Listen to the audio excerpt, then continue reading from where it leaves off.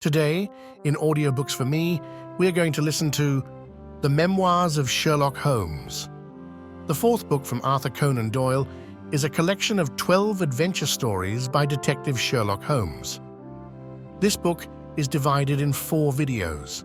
This is Part 1. We hope you enjoy it. First, Silver Blaze. "I'm afraid, Watson, that I shall have to go," said Holmes as we sat down together to our breakfast one morning. "Go? Where to?" "To Dartmoor, to King's Pyland." I was not surprised. Indeed, my only wonder was that he had not already been mixed up in this extraordinary case, which was the one topic of conversation through the length and breadth of England. For a whole day my companion had rambled about the room with his chin upon his chest and his brows knitted, charging and recharging his pipe with the strongest black tobacco, and absolutely deaf to any of my questions or remarks. Fresh editions of every paper had been sent up by our newsagent, only to be glanced over and tossed down into a corner. Yet, silent as he was, I knew perfectly well what it was over which he was brooding. There was but one problem before the public which could challenge his powers of analysis, and that was the singular disappearance of the favourite for the Wessex Cup and the tragic murder of its trainer. When, therefore, he suddenly announced his intention of setting out for the scene of the drama, it was only what I had both expected and hoped for. "I should be most happy to go down with you if I should not be in the way," said I. "My dear Watson, you would confer a great favour upon me by coming, and I think that your time will not be misspent, for there are points about the case which promise to make it an absolutely unique one. We have, I think, just time to catch our train at Paddington, and I will go further into the matter upon our journey. You would oblige me by bringing with you your very excellent field glass." And so it happened that an hour or so later I found myself in the corner of a first-class carriage flying along en route for Exeter, while Sherlock Holmes, with his sharp, eager face framed in his ear-flapped travelling cap, dipped rapidly into the bundle of fresh papers which he had procured at Paddington. We had left reading far behind us, before he thrust the last one of them under the seat, and offered me his cigar-case. "We are going well," said he, looking out the window and glancing at his watch. "Our rate at present is 53.5 miles an hour. "I have not observed the quarter-mile post," said I. "Nor have I. But the telegraph posts upon this line are 60 yards apart, and the calculation is a simple one. I presume that you have looked into this matter of the murder of John Straker and the disappearance of Silver Blaze. I have seen what the Telegraph and the Chronicle have to say. It is one of those cases where the art of the reasoner should be used rather for the sifting of details than for the acquiring of fresh evidence. The tragedy has been so uncommon, so complete, and of such personal importance to so many people that we are suffering from a plethora of surmise, conjecture, and hypothesis. The difficulty is to detach the framework of fact, of absolute undeniable fact, from the embellishments of theorists and reporters. Then, having established ourselves upon this sound basis, it is our duty to see what inferences may be drawn and what are the special points upon which the whole mystery turns. On Tuesday evening, I received telegrams from both Colonel Ross, the owner of the horse, and from Inspector Gregory, who is looking after the case, inviting my cooperation. "Tuesday evening!" I exclaimed. "And this is Thursday morning. Why didn't you go down yesterday?" "Because I made a blunder, my dear Watson, which is, I'm afraid, a more common occurrence than anyone would think who only knew me through your memoirs. The fact is that I could not believe it possible that the most remarkable horse in England could long remain concealed, especially in so sparsely inhabited a place as the north of Dartmoor. From hour to hour yesterday I expected to hear that he had been found, and that his abductor was the murderer of John Straker. When, however, another morning had come, and I found that beyond the arrest of young Fitzroy Simpson, nothing had been done, I felt that it was time for me to take action. Yet in some ways, I feel that yesterday has not been wasted. You have formed a theory, then? At least I've got a grip of the essential facts of the case. I shall enumerate them to you, for nothing clears up a case so much as stating it to another person, and I can hardly expect your cooperation if I do not show you the position from which we start. I lay back against the cushions, puffing at my cigar, while Holmes, leaning forward with his long, thin forefinger checking off the points upon the palm of his left hand, gave me a sketch of the events which had led to our journey. "Silver Blaze," said he, "is from the isonomy stock and holds as brilliant a record as his famous ancestor. He is now in his 5th year and has brought in turn each of the prizes of the turf to Colonel Ross, his fortunate owner.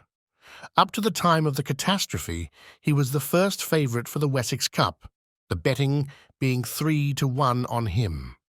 He has always, however, been a prime favourite with the racing public and has never yet disappointed them, so that even at those odds, enormous sums of money have been laid upon him. It is obvious, therefore, that there were many people who had the strongest interest in preventing Silver Blaze from being there at the fall of the flag next Tuesday. The fact was, of course, appreciated at King's Pyland, where the Colonel's training stable is situated. Every precaution was taken to guard the favourite. The trainer, John Straker, is a retired jockey who rode in Colonel Ross's colours before he became too heavy for the weighing chair.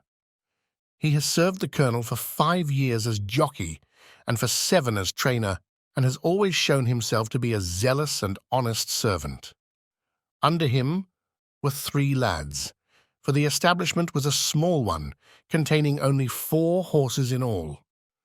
One of these lads sat up each night in the stable, while the others slept in the loft. All 3 bore excellent characters. John Straker, who is a married man, lived in a small villa about 200 yards from the stables. He has no children, keeps 1 maidservant, and is comfortably off. The country round is very lonely, but about half a mile to the north there is a small cluster of villas which have been built by a Tavistock contractor for the use of invalids and others who may wish to enjoy the pure Dartmoor air. Tavistock itself lies 2 miles to the west, while across the moor, also about 2 miles distant, is the larger training establishment of Mapleton, which belongs to Lord Backwater and is managed by Silas Brown. In every other direction, the moor is a complete wilderness, inhabited only by a few roaming gypsies. Such was the general situation last Monday night when the catastrophe occurred. On that evening, the horses had been exercised and watered as usual, and the stables were locked up at 9 o'clock. 2 of the lads walked up to the trainer's house, where they had supper in the kitchen, while the third, Ned Hunter, remained on guard. At a few minutes after 9, the maid, Edith Baxter, carried down to the stables his supper, which consisted of a dish of curried mutton. She took no liquid, as there was a water tap in the stables, and it was the rule that the lad on duty should drink nothing else. The maid carried a lantern with her, as it was very dark, and the path ran across the open moor. Edith Baxter was within 30 yards of the stables when a man appeared out of the darkness and called to her to stop. As he stepped into the circle of yellow light thrown by the lantern, she saw that he was a person of gentlemanly bearing, dressed in a grey suit of tweeds with a cloth cap. He wore gaiters and carried a heavy stick with a knob to it.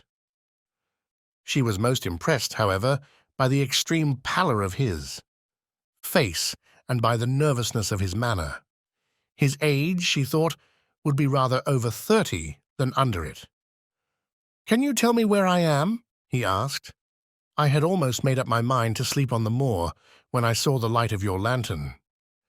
"You are close to the King's Pyland training stables," said she. "Oh, indeed, what a stroke of luck!" he cried. "I understand that a stable boy sleeps there alone every night. Perhaps that is his supper which you are carrying to him. Now I am sure that you would not be too proud to earn the price of a new dress. Would you?" He took a piece of white paper folded up out of his waistcoat pocket. "See that the boy has this tonight, and you shall have the prettiest frock that money can buy." She was frightened by the earnestness of his manner, and ran past him to the window through which she was accustomed to hand the meals. It was already opened, and Hunter was seated at the small table inside. She had begun to tell him of what had happened when the stranger came up again. "Good evening," said he, looking through the window. "I wanted to have a word with you." The girl has sworn that as he spoke, she noticed the corner of the little paper packet protruding from his closed hand.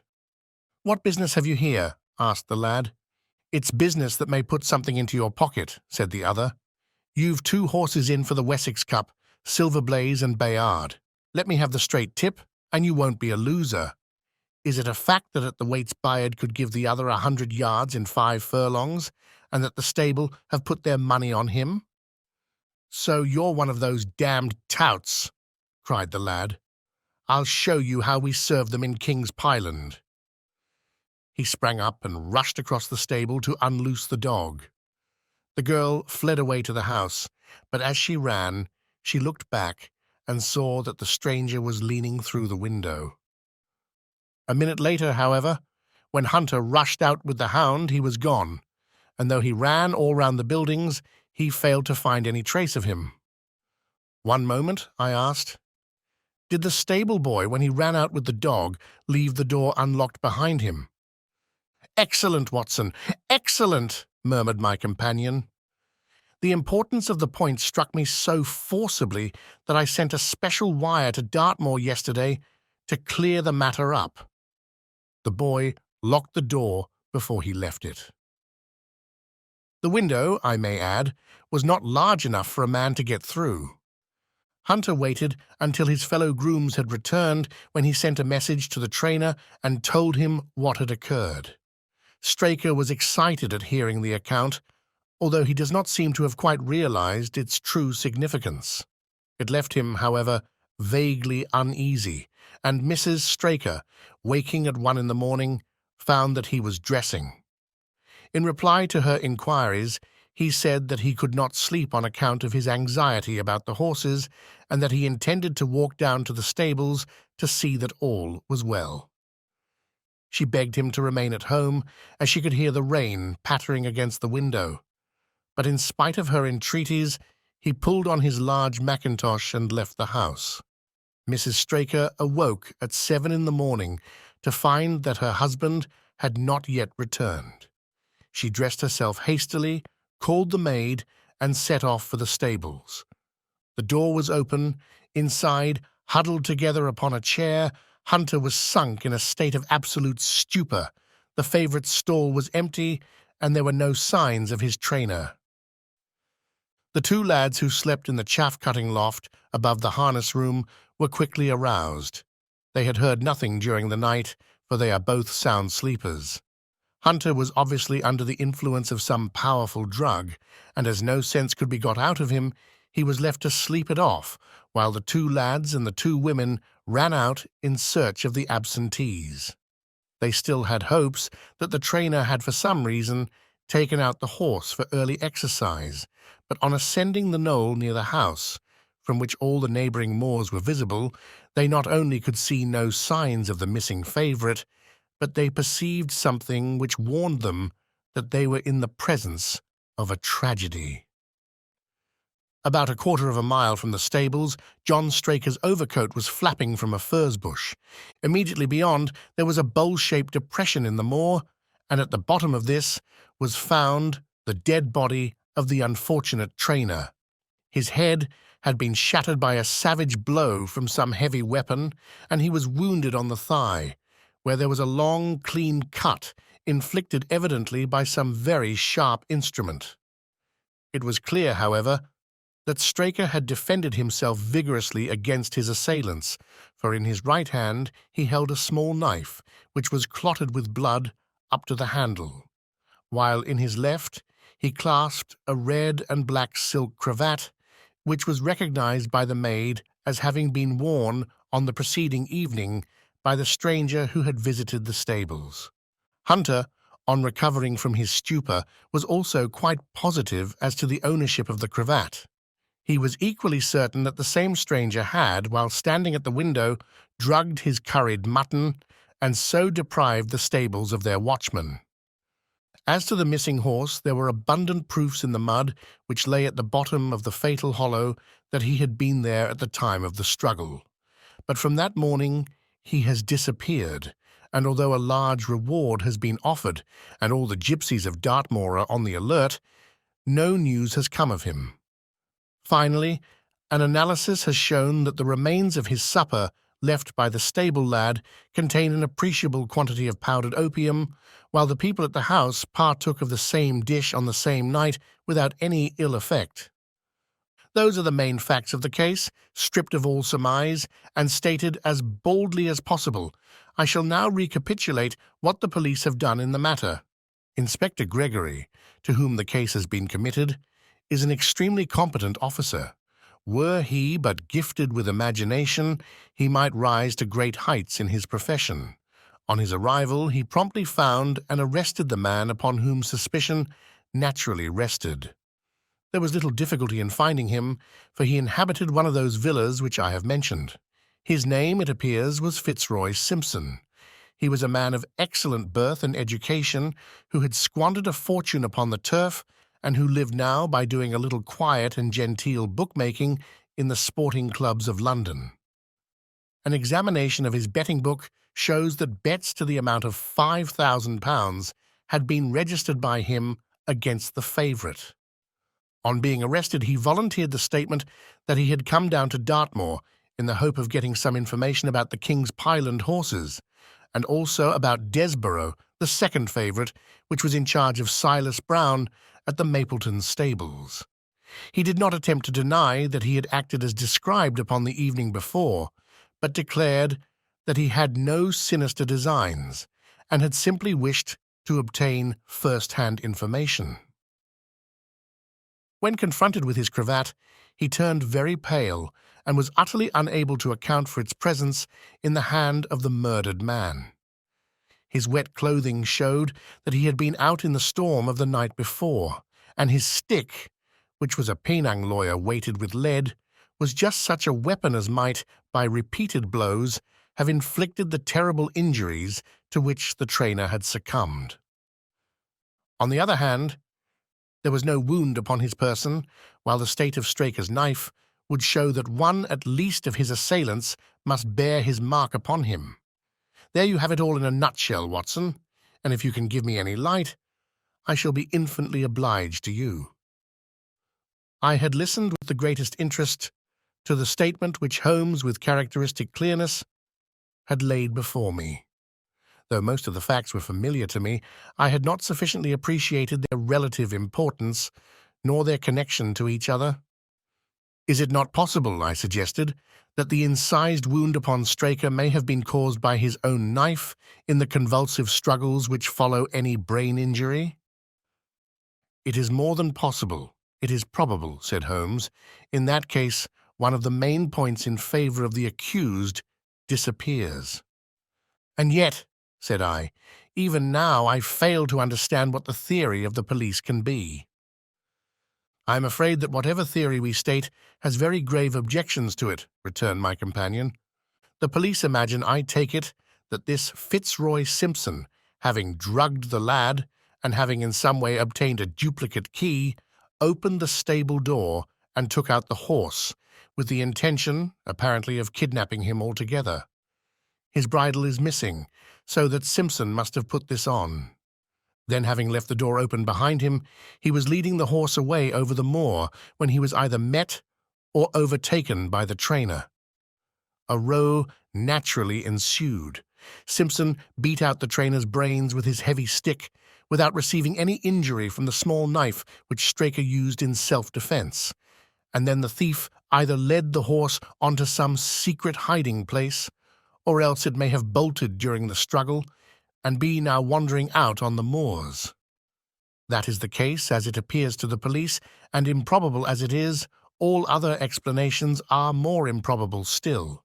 However, I shall very quickly test the matter when I am once upon the spot, and until then I cannot really see how we can get much further than our present position. It was evening before we reached the little town of Tavistock, which lies, like the boss of a shield, in the middle of the huge circle of Dartmoor. Two gentlemen were awaiting us in the station, the one a tall, fair man with lion-like hair and beard and curiously penetrating light blue eyes. The other, a small, alert person, very neat and dapper, in a frock coat and gaiters, with trim little side whiskers and an eyeglass. The latter was Colonel Ross, the well-known sportsman. The other, Inspector Gregory, a man who was rapidly making his name in the English detective service. "I am delighted that you have come down, Mr. Holmes," said the colonel. "The inspector here has done all that could possibly be suggested, but I wish to leave no stone unturned in trying to avenge poor Straker and in recovering my horse." "Have there been any fresh developments?" asked Holmes. "I am sorry to say that we have made very little progress," said the inspector. "We have an open carriage outside, and as you would no doubt like to see the place before the light fails, we might talk it over as we drive." A minute later, we were all seated in a comfortable landau and were rattling through the quaint old Devonshire city. Inspector Gregory was full of his case and poured out a stream of remarks, while Holmes threw in an occasional question or interjection. Colonel Ross leaned back with his arms folded and his hat tilted over his eyes, while I listened with interest to the dialogue of the two detectives. Gregory was formulating his theory, which was almost exactly what Holmes had foretold in the train. "The net is drawn pretty close round Fitzroy Simpson," he remarked, "and I believe myself that he is our man. At the same time, I recognize that the evidence is purely circumstantial and that some new development may upset it. How about Straker's knife?" "We have quite come to the conclusion that he wounded himself in his fall." "My friend Dr. Watson made that suggestion to me as we came down. If so, it would tell against this man Simpson. Undoubtedly, he has neither a knife nor any sign of a wound. The evidence against him is certainly very strong. He had a great interest in the disappearance of the favourite. He lies under suspicion of having poisoned the stable boy. He was undoubtedly out in the storm. He was armed with a heavy stick, and his cravat was found in the dead man's hand. I really think we have enough to go before a jury." Holmes shook his head. "A clever counsel would tear it all to rags," said he. "Why should he take the horse out of the stable? If he wished to injure it, why could he not do it there? Has a duplicate key been found in his possession? What chemist sold him the powdered opium? Above all, where could he, a stranger to the district, hide a horse, and such a horse as this? What is his own explanation as to the paper which he wished the maid to give to the stable boy? He says that it was a £10 note. One was found in his purse, but your other difficulties are not so formidable as they seem. He is not a stranger to the district. He has twice lodged at Tavistock in the summer. The opium was probably brought from London. The key, having served its purpose, would be hurled away. The horse may be at the bottom of one of the pits or old mines upon the moor. What does he say about the cravat? He acknowledges that it is his and declares that he had lost it.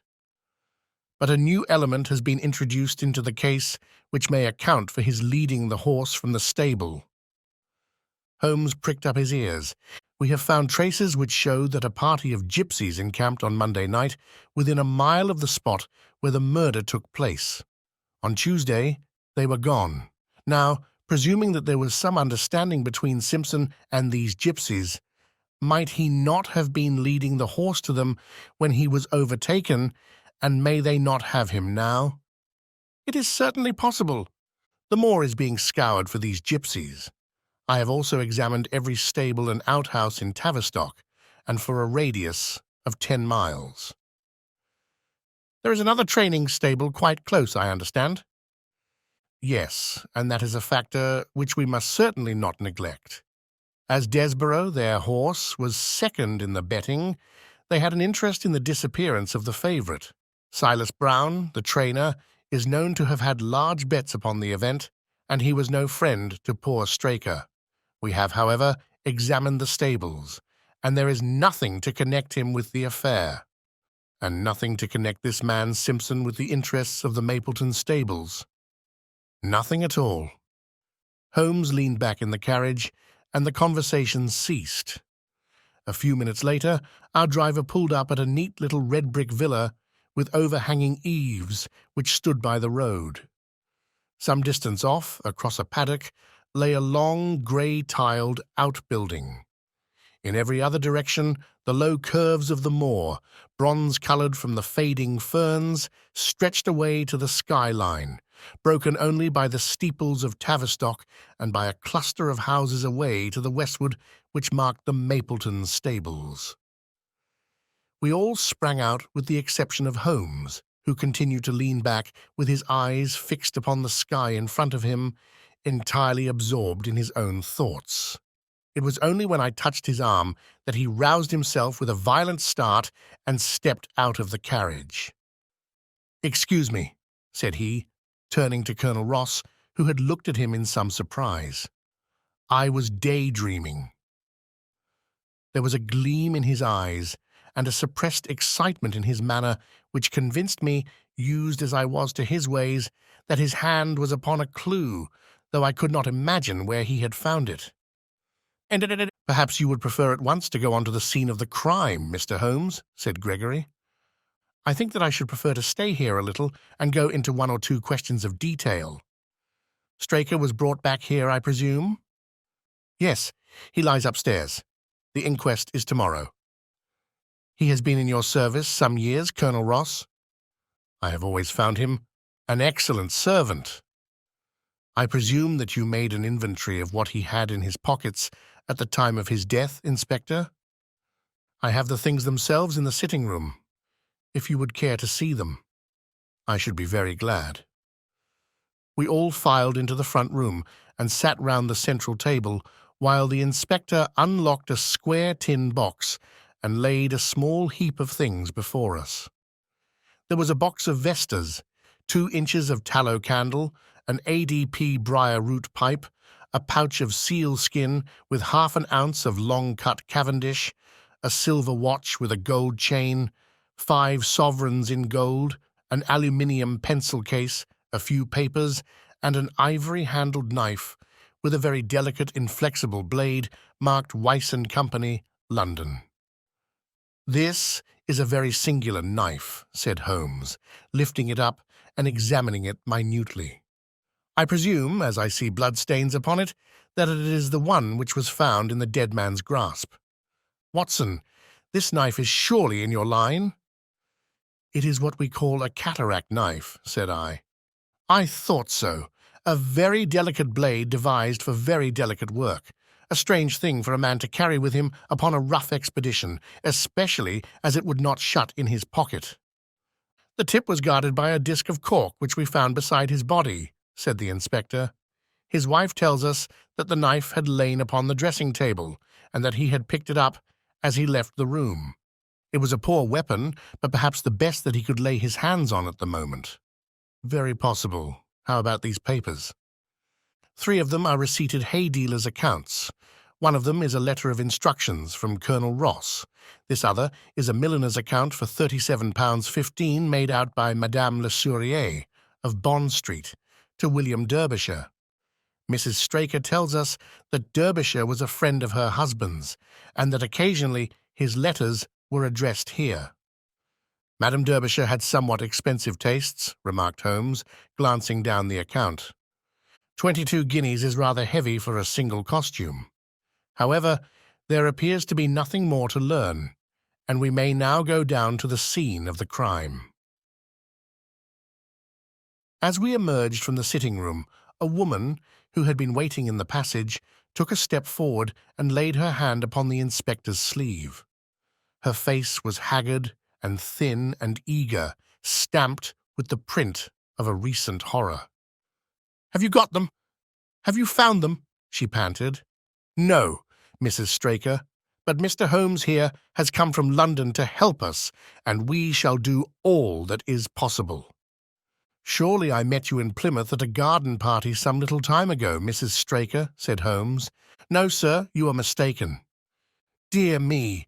Why, I could have sworn to it. You wore a costume of dove-coloured silk with ostrich feather trimming." "I never had such a dress, sir," answered the lady.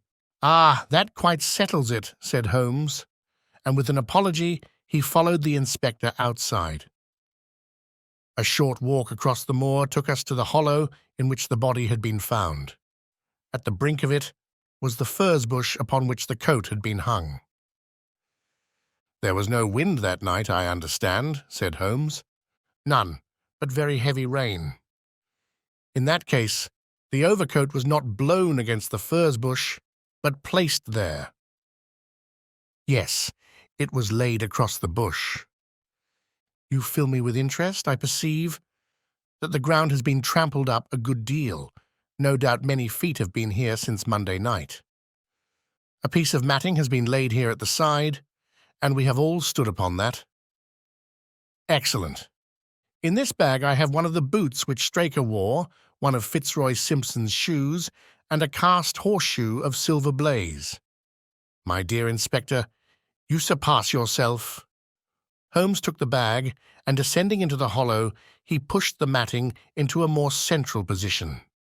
Then, stretching himself upon his face and leaning his chin upon his hands, he made a careful study of the trampled mud in front of him. "Hullo," said he suddenly. "What's this?" It was a wax vesta, half-burned, which was so coated with mud that it looked at first like a little chip of wood.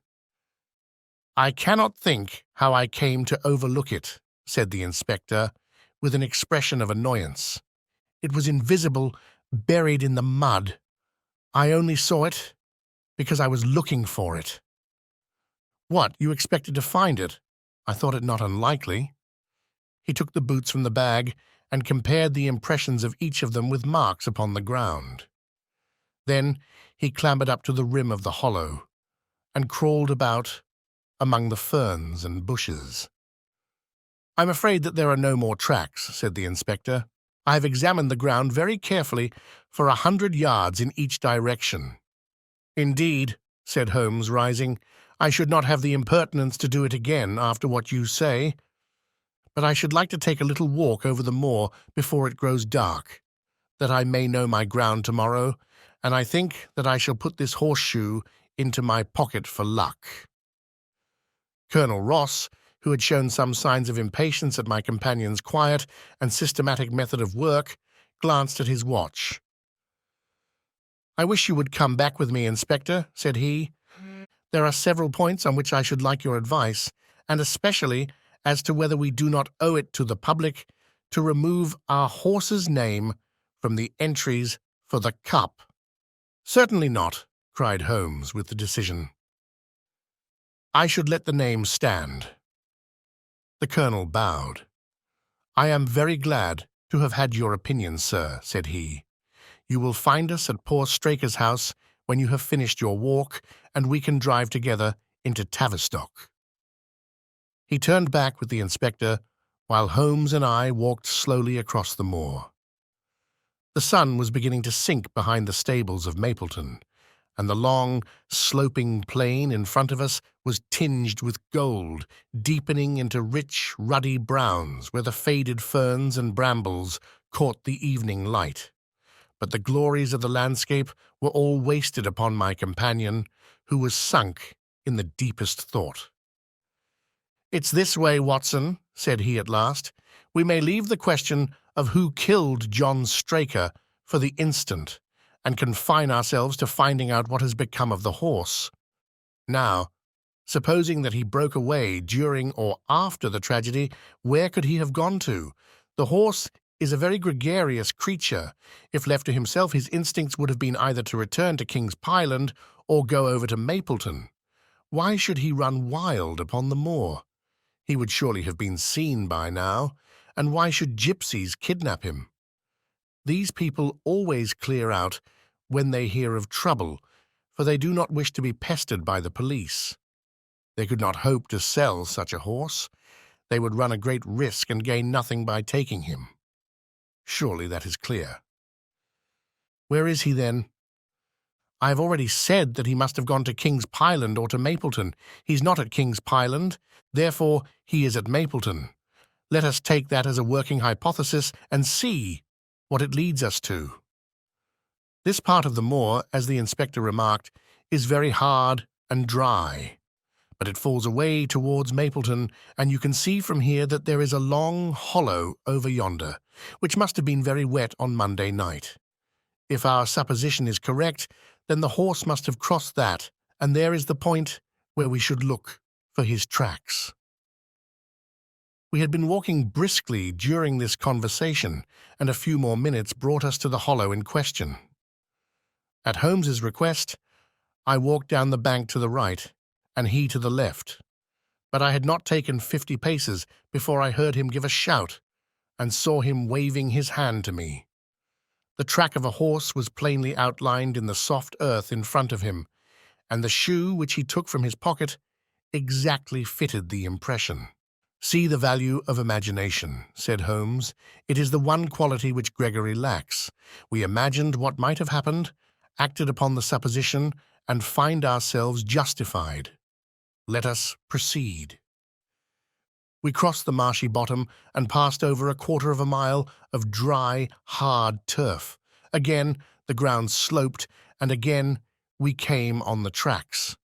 Then we lost them for half a mile, but only to pick them up once more quite close to Mapleton.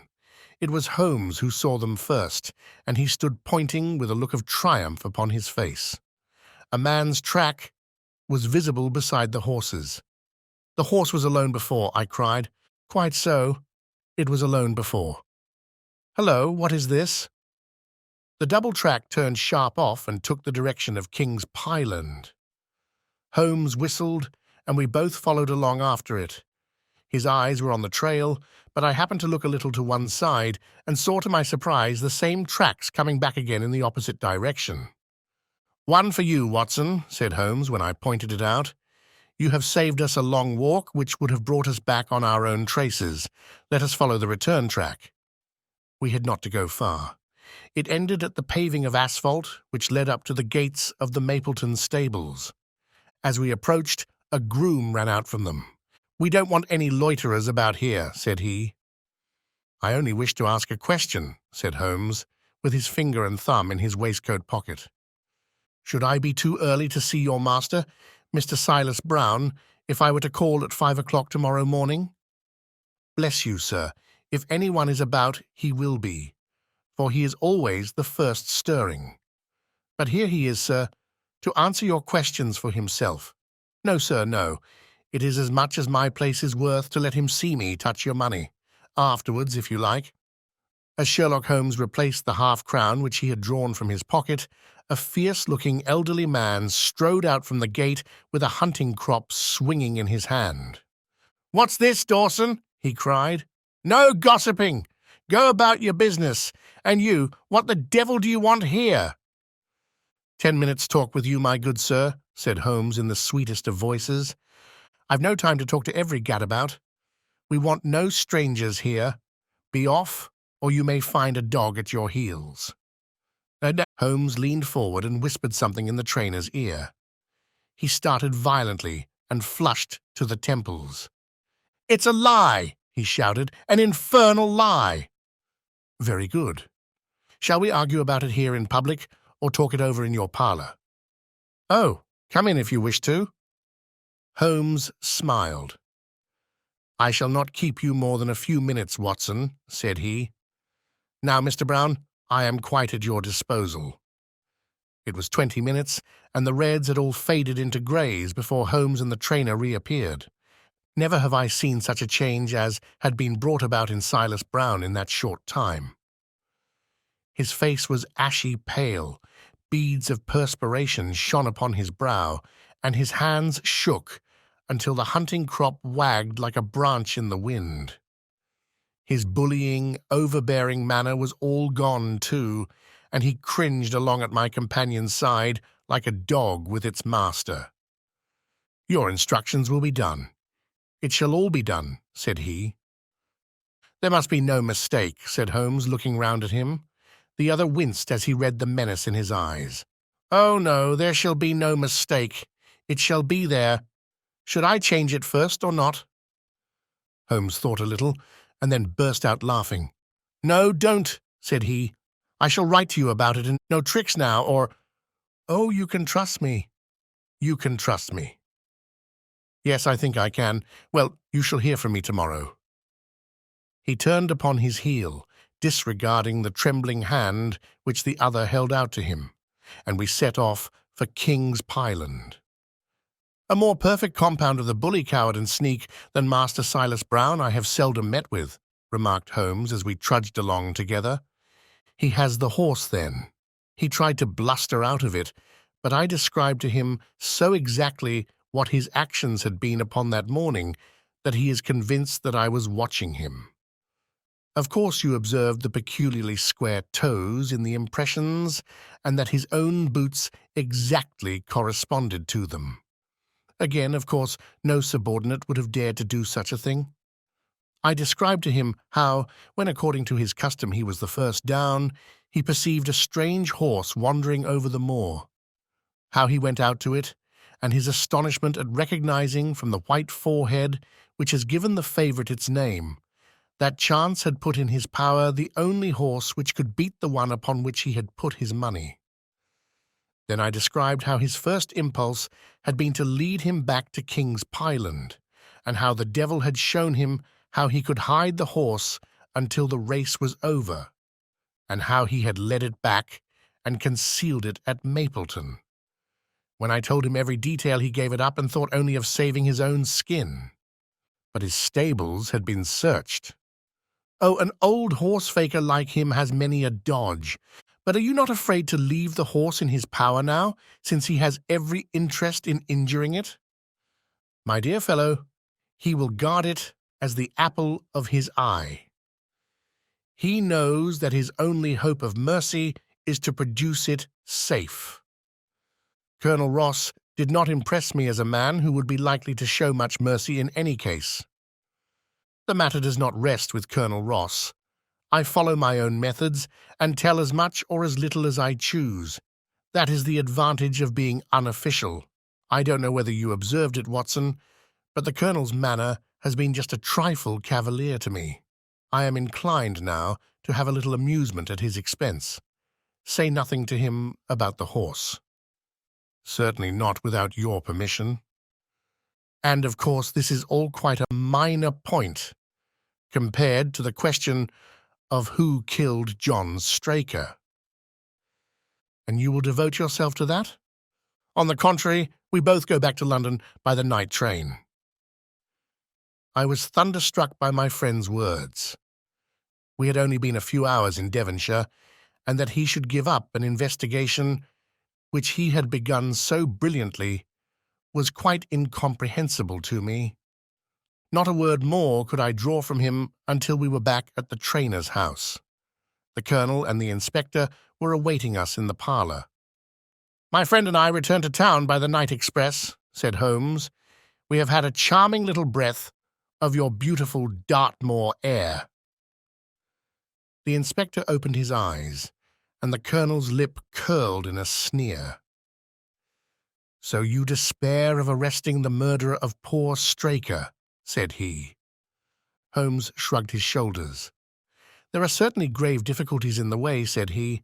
"I have every hope, however, that your horse will start upon Tuesday, and I beg that you will have your jockey in readiness. Might I ask for a photograph of Mr. John Straker?" The Inspector took one from an envelope and handed it to him. "My dear Gregory, you anticipate all my wants. If I might ask you to wait here for an instant, I have a question which I should like to put to the maid." "I must say that I am rather disappointed in our London consultant," said Colonel Ross bluntly as my friend left the room. "I do not see that we are any further than when he came." "And then, at least you have his assurance that your horse will run," said I. "Yes, I have his assurance," said the Colonel, with a shrug of his shoulders.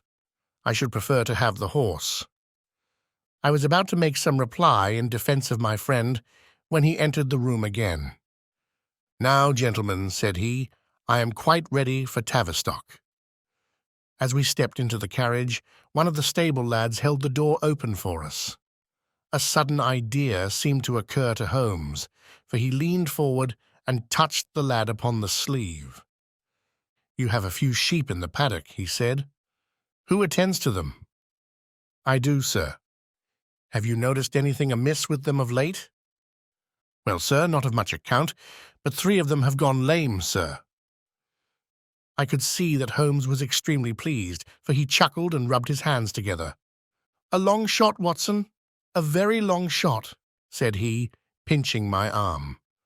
"Gregory, let me recommend to your attention this singular epidemic among the sheep. Drive on, coachman." Colonel Ross still wore an expression which showed the poor opinion which he had formed of my companion's ability, but I saw by the inspector's face that his attention had been keenly aroused. "You consider that to be important?" he asked. "Exceedingly so." "Is there any point to which you would wish to draw my attention?" "To the curious incident of the dog in the night time." "The dog did nothing in the night time." "That was the curious incident," remarked Sherlock Holmes. 4 days later, Holmes and I were again in the train, bound for Winchester to see the race for the Wessex Cup. Colonel Ross met us by appointment outside the station, and we drove in his drag to the course beyond the town. His face was grave, and his manner was cold in the extreme. "I have seen nothing of my horse," said he. "I suppose that you would know him when you saw him?" asked Holmes. The colonel was very angry. "I have been on the turf for 20 years, and never was asked such a question as that before," said he.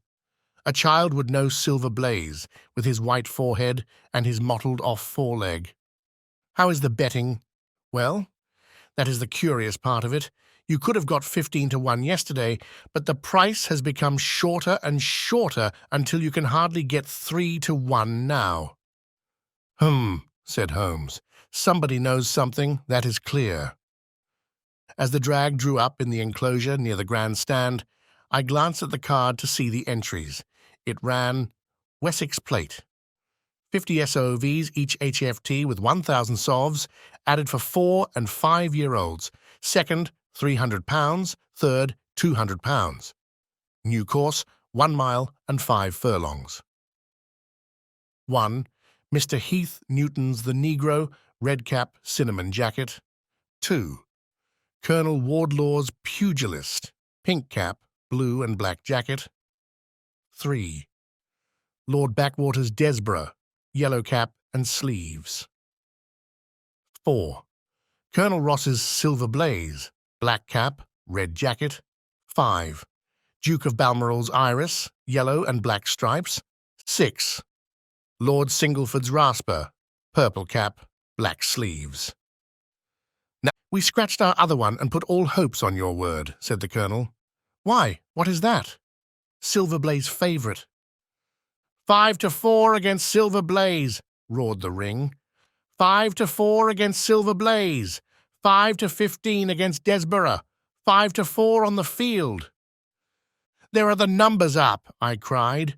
"They are all 6 there." "All 6 there? Then my horse is running," cried the colonel in great agitation, "but I don't see him. My colours have not passed." "Only 5 have passed. This must be he." As I spoke, a powerful bay horse swept out from the weighing enclosure and cantered past us, bearing on its back the well-known black and red of the colonel. "That's not my horse," cried the owner. "That beast has not a white hair upon its body. What is this that you have done, Mr. Holmes?" Well, let us see how he gets on," said my friend imperturbably. For a few minutes he gazed through my field-glass. "Capital! An excellent start," he cried suddenly. "There they are, coming round the curve." From our drag, we had a superb view as they came up the straight. The 6 horses were so close together that a carpet could have covered them, but halfway up the yellow of the Mapleton stable showed to the front.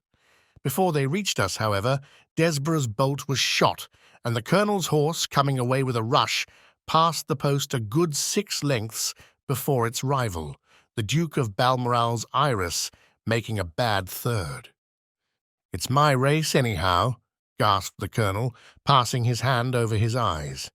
"I confess that I can make neither head nor tail of it. Don't you think that you have kept up your mystery long enough, Mr. Holmes?" "Certainly, Colonel. You shall know everything. Let us all go round and have a look at the horse together. Here he is," he continued, as we made our way into the weighing enclosure, where only owners and their friends find admittance. "You have only to wash his face and his leg in spirits of wine, and you will find that he is the same old silver blaze as ever." "You take my breath away. I found him in the hands of a faker, and took the liberty of running him just as he was sent over." "My dear sir, you have done wonders. The horse looks very fit and well. It never went better in its life. I owe you 1,000 apologies for having doubted your ability. You have done me a great service by recovering my horse. You would do me a greater still if you could lay your hands on the murderer of John Straker." "I have done so," said Holmes quietly. The colonel and I stared at him in amazement. "You have got him? Where is he, then?" "He is here." "Here? Where?" "In my company at the present moment." The colonel flushed angrily. "I quite recognize that I am under obligations to you, Mr. Holmes," said he, "but I must regard what you have just said as either a very bad joke or an insult." Sherlock Holmes laughed. "I assure you that I have not associated you with the crime, Colonel," said he. "The real murderer is standing immediately behind you." He stepped past and laid his hand upon the glossy neck of the thoroughbred. "The horse!" cried both the colonel and myself. "Yes, the horse. And it may lessen his guilt if I say that it was done in self-defense, and that John Straker was a man who was entirely unworthy of your confidence. But there goes the bell, and as I stand to win a little on this next race, I shall defer a lengthy explanation until a more fitting time." We had the corner of a Pullman car to ourselves that evening as we whirled back to London, and I fancied that the journey was a short one to Colonel Ross, as well as to myself, as we listened to our companion's narrative of the events which had occurred at the Dartmoor training stables upon the Monday night, and the means by which he had unravelled them. "I confess," said he, "that any theories which I had formed from the newspaper reports were entirely erroneous, and yet there were indications there, had they not been overlaid by other details which concealed their true import. I went to Devonshire with the conviction that Fitzroy Simpson was the true culprit, although, of course, I saw that the evidence against him was by no means complete. It was while I was in the carriage, just as we reached the trainer's house, that the immense significance of the curried mutton occurred to me. You may remember that I was distrait and remained sitting after you had all alighted. I was marvelling in my own mind how I could possibly have overlooked so obvious a clue. "I confess," said the colonel, "that even now I cannot see how it helps us." It was the first link in my chain of reasoning. Powdered opium is by no means tasteless. The flavour is not disagreeable, but it is perceptible. Were it mixed with any ordinary dish, the eater would undoubtedly detect it and would probably eat no more. A curry was exactly the medium which would disguise this taste.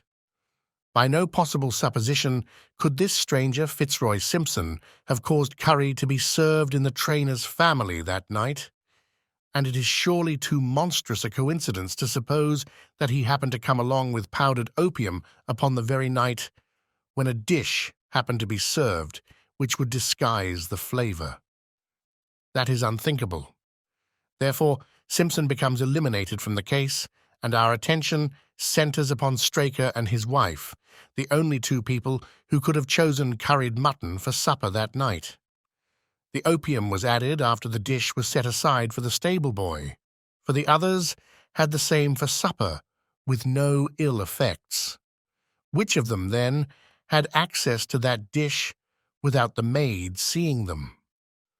Before deciding that question, I had grasped the significance of the silence of the dog, for one true inference invariably suggests others. The Simpson incident had shown me that a dog was kept in the stables, and yet though someone had been in and had fetched out a horse, he had not barked enough to arouse the two lads in the loft. Obviously, the midnight visitor was someone whom the dog knew well. I was already convinced, or almost convinced, that John Straker went down to the stables in the dead of the night and took out Silver Blaze. For what purpose? For a dishonest one, obviously, or why should he drug his own stable boy? And yet I was at a loss to know why. There have been cases before now where trainers have made sure of great sums of money by laying against their own horses through agents and then preventing them from winning by fraud. Sometimes it is a pulling jockey. Sometimes it is some surer and subtler means. What was it here? I hoped that the contents of his pockets might help me to form a conclusion. And they did so. You cannot have forgotten the singular knife which was found in the dead man's hand, a knife which certainly no sane man would choose for a weapon. It was, as Dr. Watson told us, a form of knife which is used for the most delicate operations known in surgery, and it was to be used for a delicate operation that night. You must know, with your wide experience of turf matters, Colonel Ross, that it is possible to make a slight nick upon the tendons of a horse's ham, and to do it subcutaneously, so as to leave absolutely no trace. A horse so treated would develop a slight lameness, which would be put down to a strain in exercise or a touch of rheumatism, but never to foul play. "Villain! Scoundrel!" cried the colonel. We have here the explanation of why John Straker wished to take the horse out onto the moor. So spirited a creature would have certainly roused the soundest of sleepers when it felt the prick of the knife. It was absolutely necessary to do it in the open air. "I have been blind!" cried the colonel. Of course that was why he needed the candle and struck the match.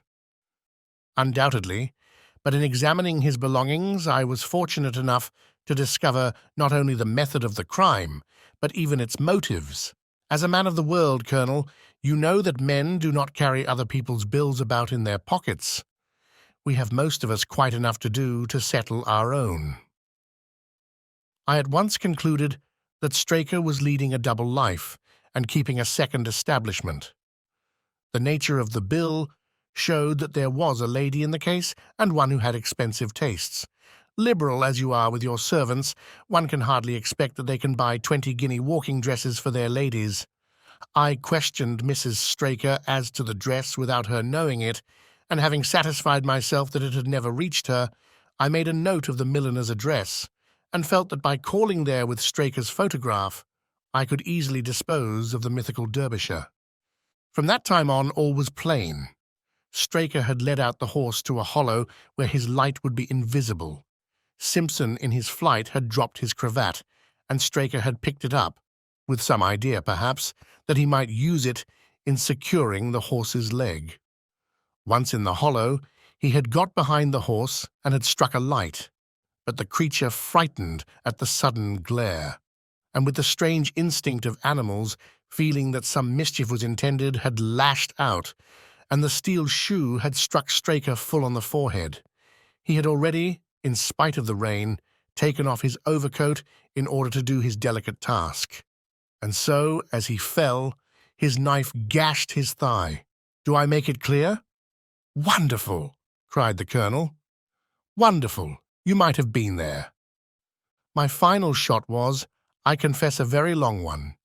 It struck me that so astute a man as Straker would not undertake this delicate, tender nicking without a little practice. What could he practice on?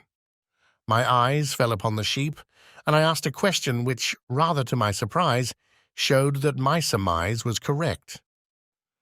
When I returned to London, I called upon the milliner, who had recognized Straker as an excellent customer of the name of Derbyshire, who had a very dashing wife with a strong partiality for expensive dresses. I have no doubt that this woman had plunged him over head and ears in debt, and so led him into this miserable plot. "You have explained all but one thing," cried the colonel. "Where was the horse?" "Ah, it bolted, and was cared for by one of your neighbours. We must have an amnesty in that direction, I think. This is Clapham Junction, if I am not mistaken, and we shall be in Victoria in less than 10 minutes. If you care to smoke a cigar in our rooms, Colonel, I shall be happy to give you any other details which might interest you. Second, the adventure of the cardboard box. In choosing a few typical cases which illustrate the remarkable mental qualities of my friend Sherlock Holmes, I have endeavoured, as far as possible, to select those which presented the minimum of sensationalism while offering a fair field for his talents. It is, however, unfortunately impossible entirely to separate the sensational from the criminal, and a chronicler is left in the dilemma that he must either sacrifice details which are essential to his statement and so give a false impression of the problem, or he must use matter which chance, and not choice, has provided him with. With this short preface, I shall turn to my notes of what proved to be a strange, though a peculiarly terrible, chain of events. It was a blazing hot day in August. Baker Street was like an oven, and the glare of the sunlight upon the yellow brickwork of the house across the road was painful to the eye. It was hard to believe that these were the same walls which loomed so gloomily through the fogs of winter. Our blinds were half drawn, and Holmes lay curled upon the sofa, reading and rereading a letter which he had received by the morning post. For myself, my term of service in India had trained me to stand heat better than cold, and a thermometer at 90 was no hardship. But the morning paper was uninteresting. Parliament had risen. Everybody was out of town, and I yearned for the glades of the New Forest or the shingle of South Sea. A depleted bank account had caused me to postpone my holiday, and as to my companion, neither the country nor the sea presented the slightest attraction to him. He loved to lie in the very centre of 5 millions of people, with his filaments stretching out and running through them, responsive to every little rumour or suspicion of unsolved crime. Appreciation of nature found no place among his many gifts, and his only change was when he turned his mind from the evil-doer of the town to track down his brother of the country. Finding that Holmes was too absorbed for conversation, I had tossed aside the barren paper, and leaning back in my chair, I fell into a brown study. Suddenly, my companion's voice broke in upon my thoughts. "You're right, Watson," said he. "It does seem a most preposterous way of settling a dispute." "Most preposterous!" I exclaimed, and then suddenly realizing how he had echoed the inmost thought of my soul, I sat up in my chair and stared at him in blank amazement. "What is this, Holmes?" I cried. "This is beyond anything which I could have imagined." He laughed heartily at my perplexity. "You remember," he said, "that some little time ago, when I read you the passage in one of Poe's sketches in which a close reasoner follows the unspoken thoughts of his companion, you were inclined to treat the matter as a mere tour de force of the author. On my remarking that I was constantly in the habit of doing the same thing, you expressed incredulity." "Oh, no.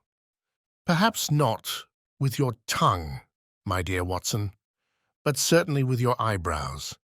So when I saw you throw down your paper and enter upon a train of thought, I was very happy to have the opportunity of reading it off, and eventually of breaking into it, as a proof that I had been in rapport with you." But I was still far from satisfied. "In the example which you read to me," said I, "the reasoner drew his conclusions from the actions of the man whom he observed. If I remember right, he stumbled over a heap of stones, looked up at the stars, and so on. But I have been seated quietly in my chair, and what clues can I have given you?" "You do yourself an injustice. The features are given to man as the means by which he shall express his emotions, and yours are faithful servants. Do you mean to say that you read my train of thoughts from my features? Your features, and especially your eyes. Perhaps you cannot yourself recall how your reverie commenced? No, I cannot. Then I will tell you. After throwing down your paper, which was the action which drew my attention to you, you sat for half a minute with a vacant expression. Then your eyes fixed themselves upon your newly framed picture of General Gordon, and I saw by the alteration in your face that a train of thought had been started, but it did not lead very far. Your eyes flashed across to the unframed portrait of Henry Ward Beecher, which stands upon the top of your books. Then you glanced up at the wall, and of course your meaning was obvious. You were thinking that if the portrait were framed, it would just cover that bare space and correspond with Gordon's picture over there. You have followed me wonderfully, I exclaimed. So far, I could hardly have gone astray. But now your thoughts went back to Beecher, and you looked hard across as if you were studying the character in his features. Then your eyes ceased to pucker, but you continued to look across, and your face was thoughtful. You were recalling the incidents of Beecher's career. I was well aware that you could not do this without thinking of the mission which he undertook on behalf of the North at the time of the Civil War, for I remember your expressing your passionate indignation at the way in which he was received by the more turbulent of our people. You felt so strongly about it that I knew you could not think of Beecher without thinking of that also.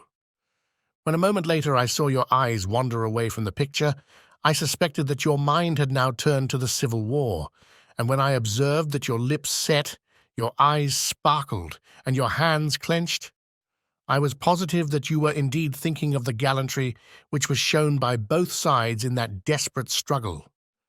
But then again, your face grew sadder, you shook your head. You were dwelling upon the sadness and horror and useless waste of life.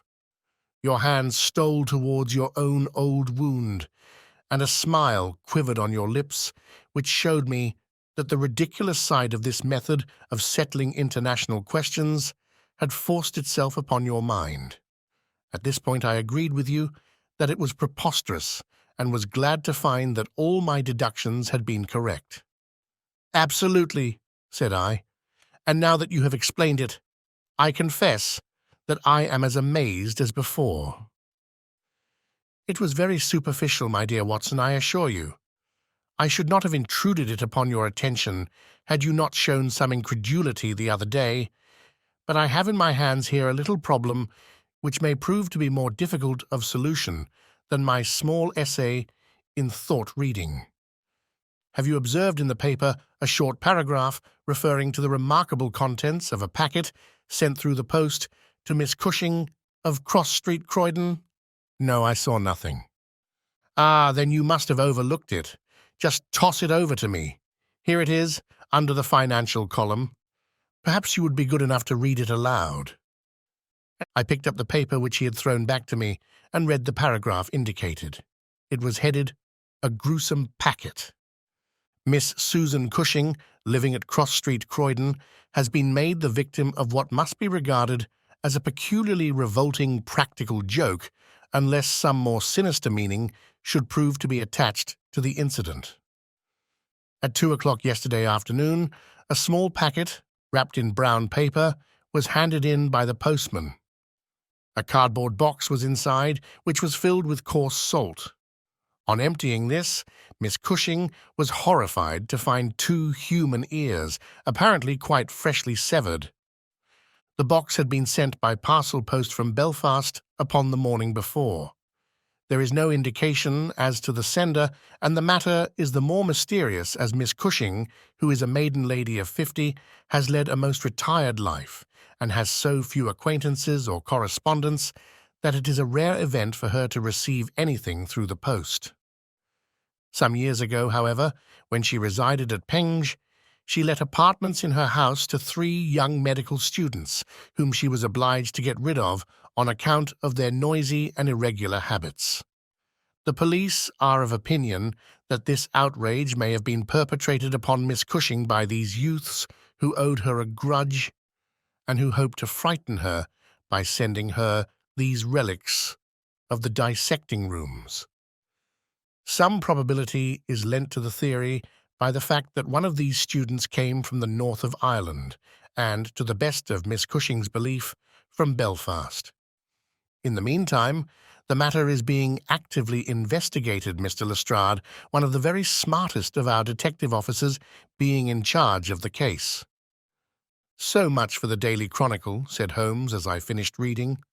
Now for our friend Lestrade. I had a note from him this morning in which he says, "I think that this case is very much in your line. We have every hope of clearing the matter up, but we find a little difficulty in getting anything to work upon. We have, of course, wired to the Belfast post office, but a large number of parcels were handed in upon that day, and they have no means of identifying this particular one or of remembering the sender. The box is a half-pound box of honeydew tobacco and does not help us in any way. The medical student theory still appears to me to be the most feasible, but if you should have a few hours to spare, I should be very happy to see you out here. I shall be either at the house or in the police station all day. What say you, Watson? Can you rise superior to the heat and run down to Croydon with me on the off chance of a case for your annals?" I was longing for something to do. "You shall have it then. Ring for our boots and tell them to order a cab. I'll be back in a moment when I have changed my dressing gown and filled my cigar case." A shower of rain fell while we were in the train, and the heat was far less oppressive in Croydon than in town. Holmes had sent on a wire, so that Lestrade, as wiry, as dapper, and as ferret-like as ever, was waiting for us at the station. A walk of 5 minutes took us to Cross Street, where Miss Cushing resided. It was a very long street of 2-story brick houses, neat and prim, with whitened stone steps and little groups of aproned women gossiping at the doors.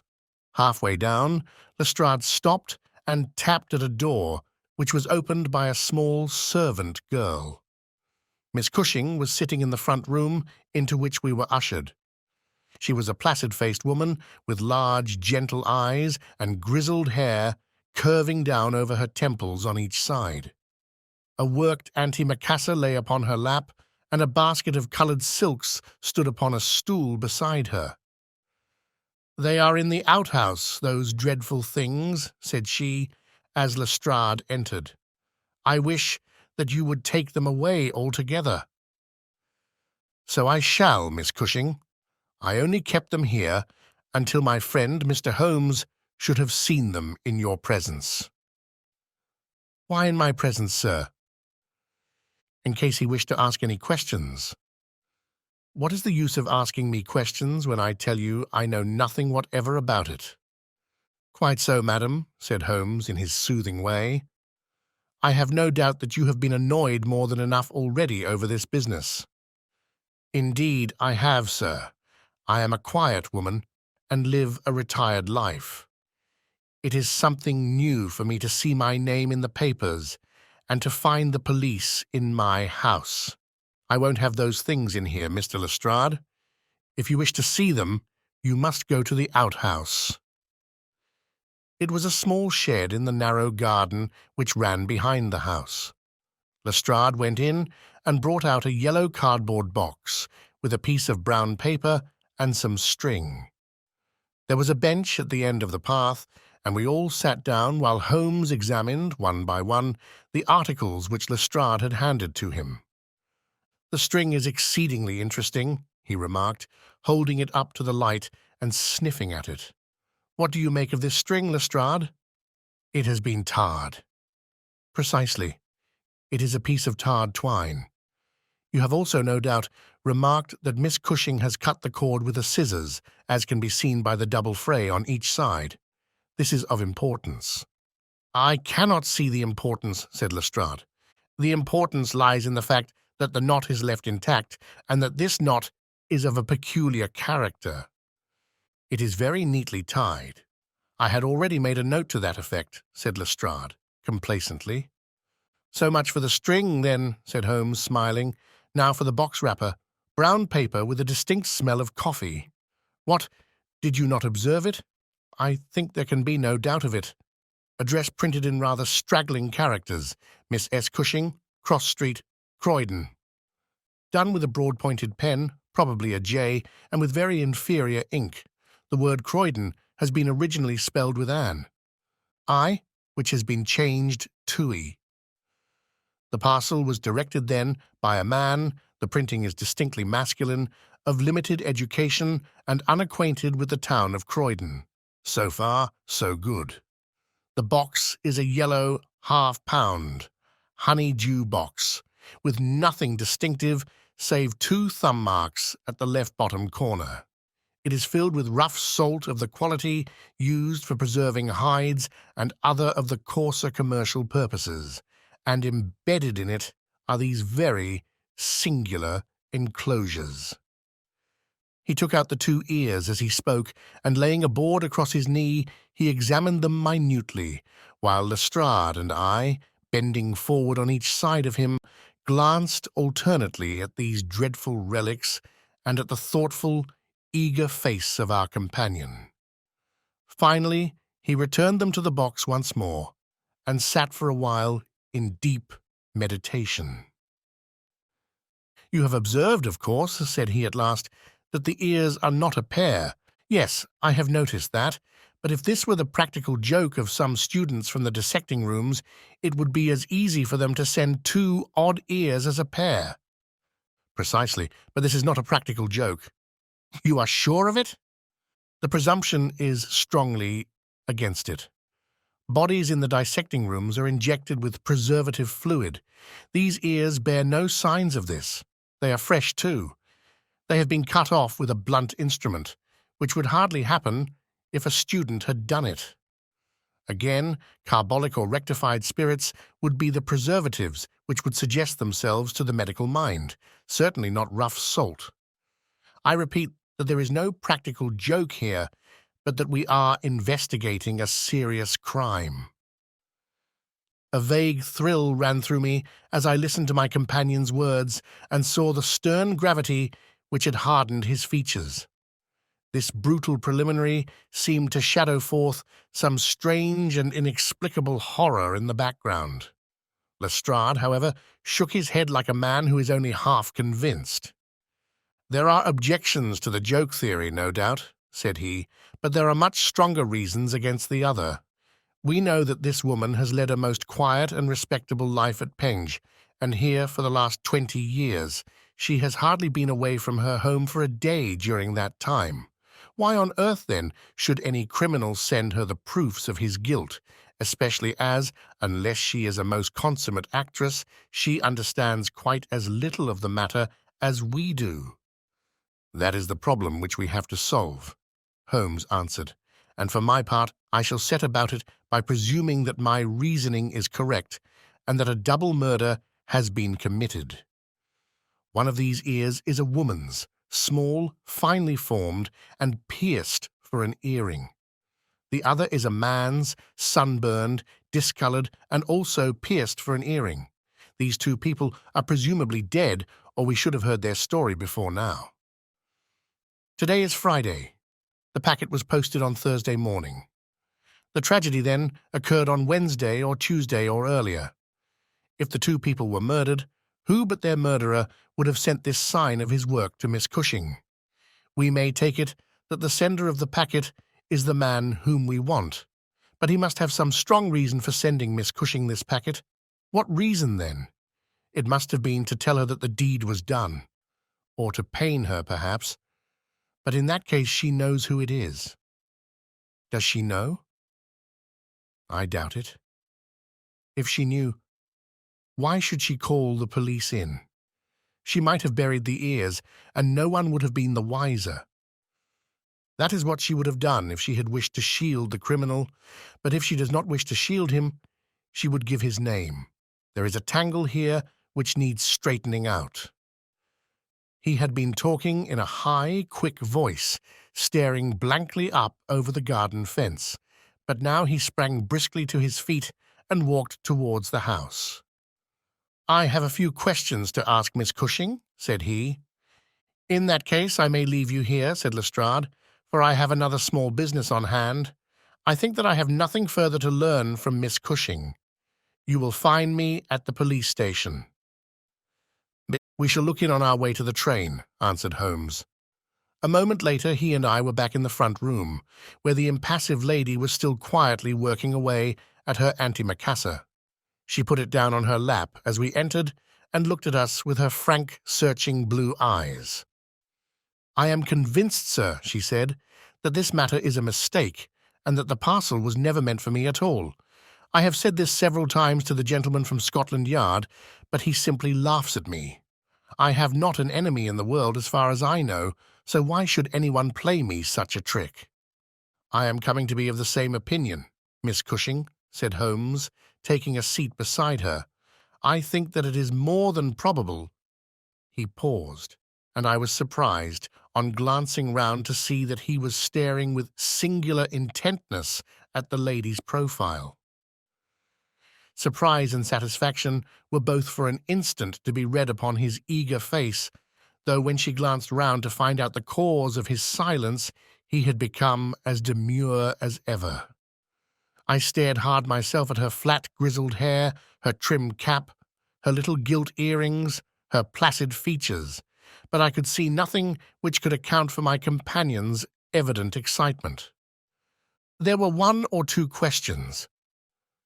"Oh, I am weary of questions," cried Miss Cushing impatiently. "You have two sisters, I believe." "How could you know that?" "I observed the very instant that I entered the room that you have a portrait group of 3 ladies upon the mantelpiece, one of whom is undoubtedly yourself, while the others are so exceedingly like you that there could be no doubt of the relationship." "Yes, you're quite right. Those are my sisters, Sarah and Mary. And here at my elbow is another portrait taken at Liverpool of your younger sister in the company of a man who appears to be a steward by his uniform. I observed that she was unmarried at the time." "You are very quick at observing. That is my trade." "Well, you are quite right. But she was married to Mr. Browner a few days afterwards. He was on the South American line when that was taken, but he was so fond of her that he couldn't abide to leave her for so long, and he got into the Liverpool and London boats." "Ah, the Conqueror, perhaps." "No, the Mayday, when last I heard. Jim came down here to see me once. That was before he broke the pledge. But afterwards he would always take drink when he was ashore, and a little drink would send him stark, staring mad. Ah, it was a bad day that ever he took a glass in his hand again. First he dropped me, then he quarrelled with Sarah, and now that Mary has stopped writing, we don't know how things are going with them." It was evident that Miss Cushing had come upon a subject on which she felt very deeply. Like most people who lead a lonely life, she was shy at first, but ended by becoming extremely communicative. She told us many details about her brother-in-law, the steward, and then, wandering off on the subject of her former lodgers, the medical students, she gave us a long account of their delinquencies, with their names and those of their hospitals. Holmes listened attentively to everything, throwing in a question from time to time. "About your second sister Sarah," said he. "I wonder, since you are both maiden ladies, that you do not keep house together." "Ah, you don't know Sarah's temper, or you would wonder no more. I tried it when I came to Croydon, and we kept on until about 2 months ago, when we had to part. I don't want to say a word against my own sister, but she was always meddlesome and hard to please, was Sarah." "You say that she quarrelled with your Liverpool relations?" "Yes, and they were the best of friends at one time. Why, she went up there to live in order to be near them. And now she has no word hard enough for Jim Browner.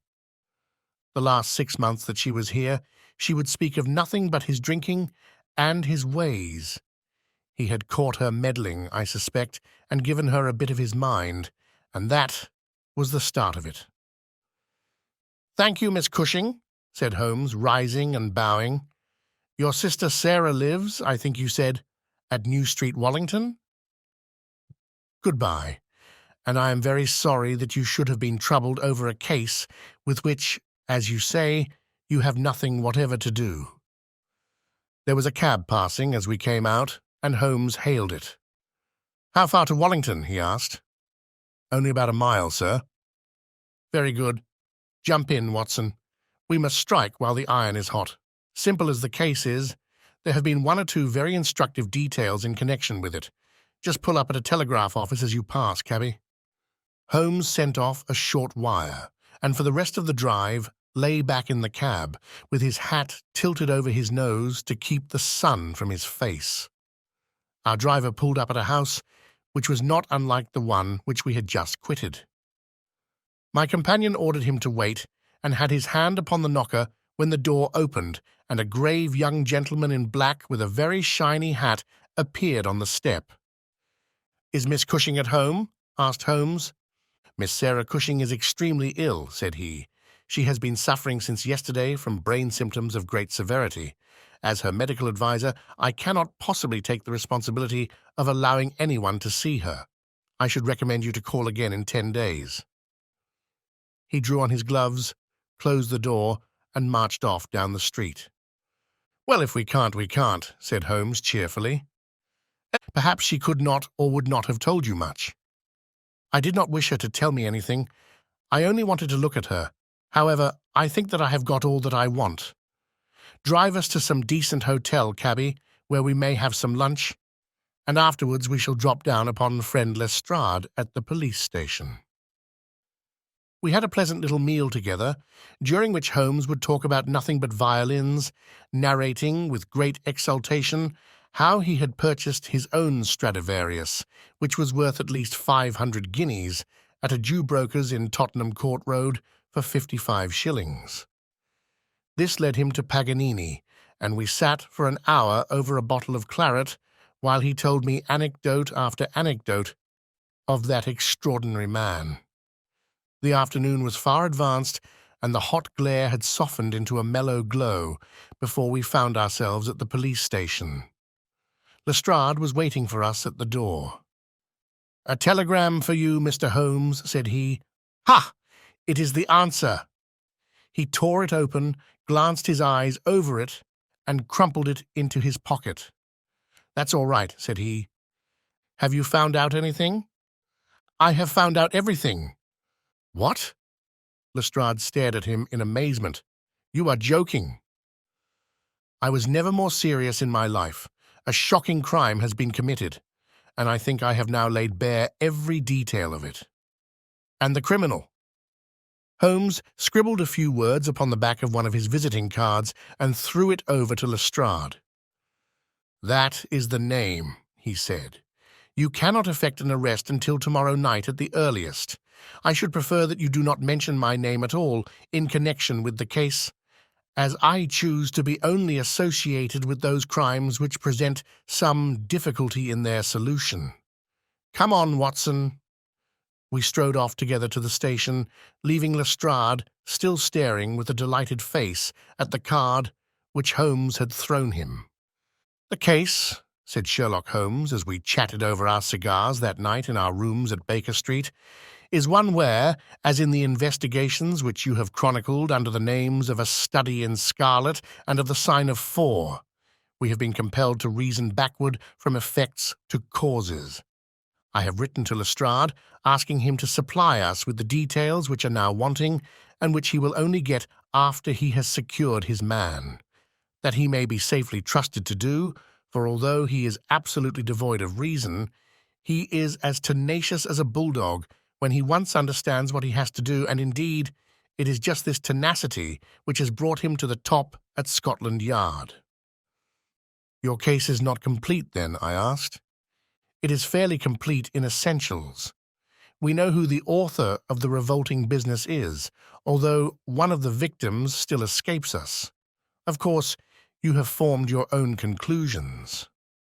I presume that this Jim Browner, the steward of a Liverpool boat, is the man whom you suspect." "Oh, it is more than a suspicion." "And yet I cannot see anything save very vague indications." On the contrary, to my mind, nothing could be more clear. Let me run over the principal steps. We approached the case, you remember, with an absolutely blank mind, which is always an advantage. We had formed no theories. We were simply there to observe and to draw inferences from our observations. What did we see first? A very placid and respectable lady who seemed quite innocent of any secret, and a portrait which showed me that she had two younger sisters. It instantly flashed across my mind that the box might have been meant for one of these. I set the idea aside as one which could be disproved or confirmed at our leisure. Then we went to the garden, as you remember, and we saw the very singular contents of the little yellow box. The string was of the quality which is used by sailmakers aboard ship, and at once a whiff of the sea was perceptible in our investigation.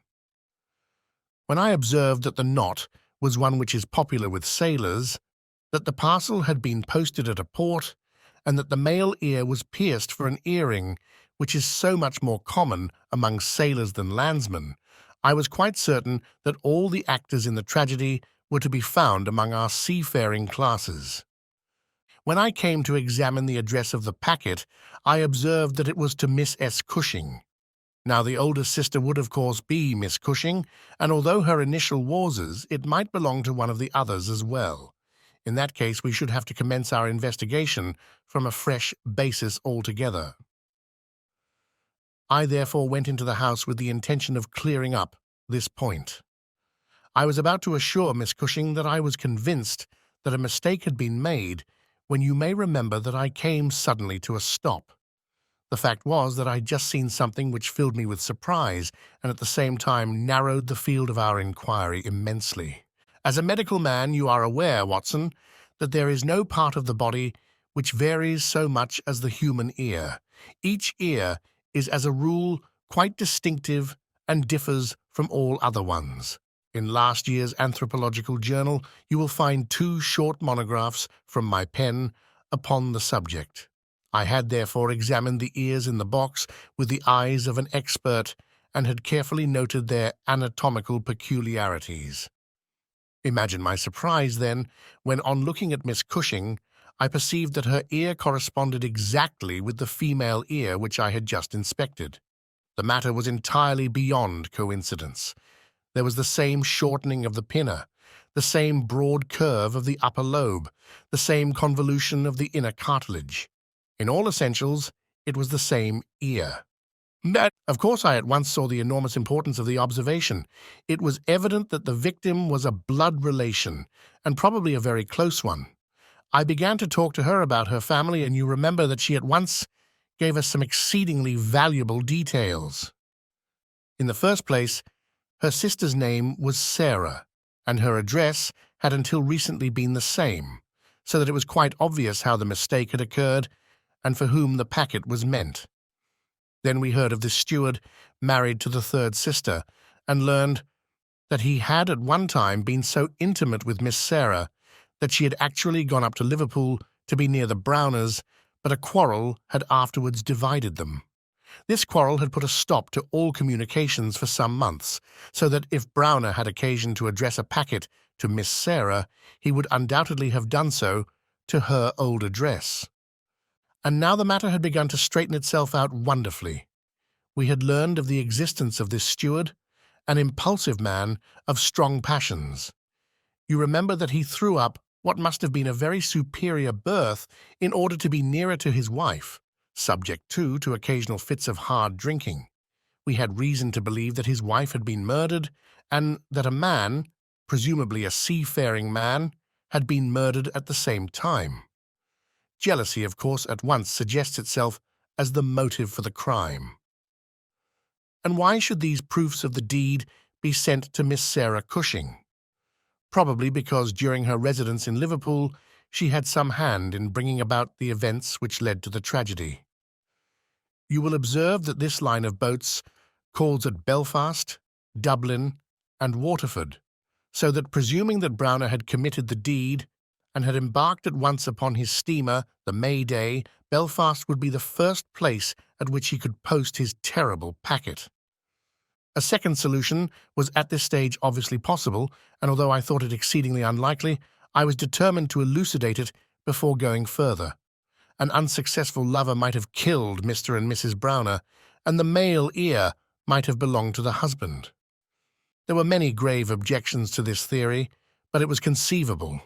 I therefore sent off a telegram to my friend Algar of the Liverpool force and asked him to find out if Mrs. Browner were at home, and if Browner had departed in the May day. Then we went on to Wallington to visit Miss Sarah. I was curious, in the first place, to see how far the family ear had been reproduced in her. Then, of course, she might give us very important information, but I was not sanguine that she would.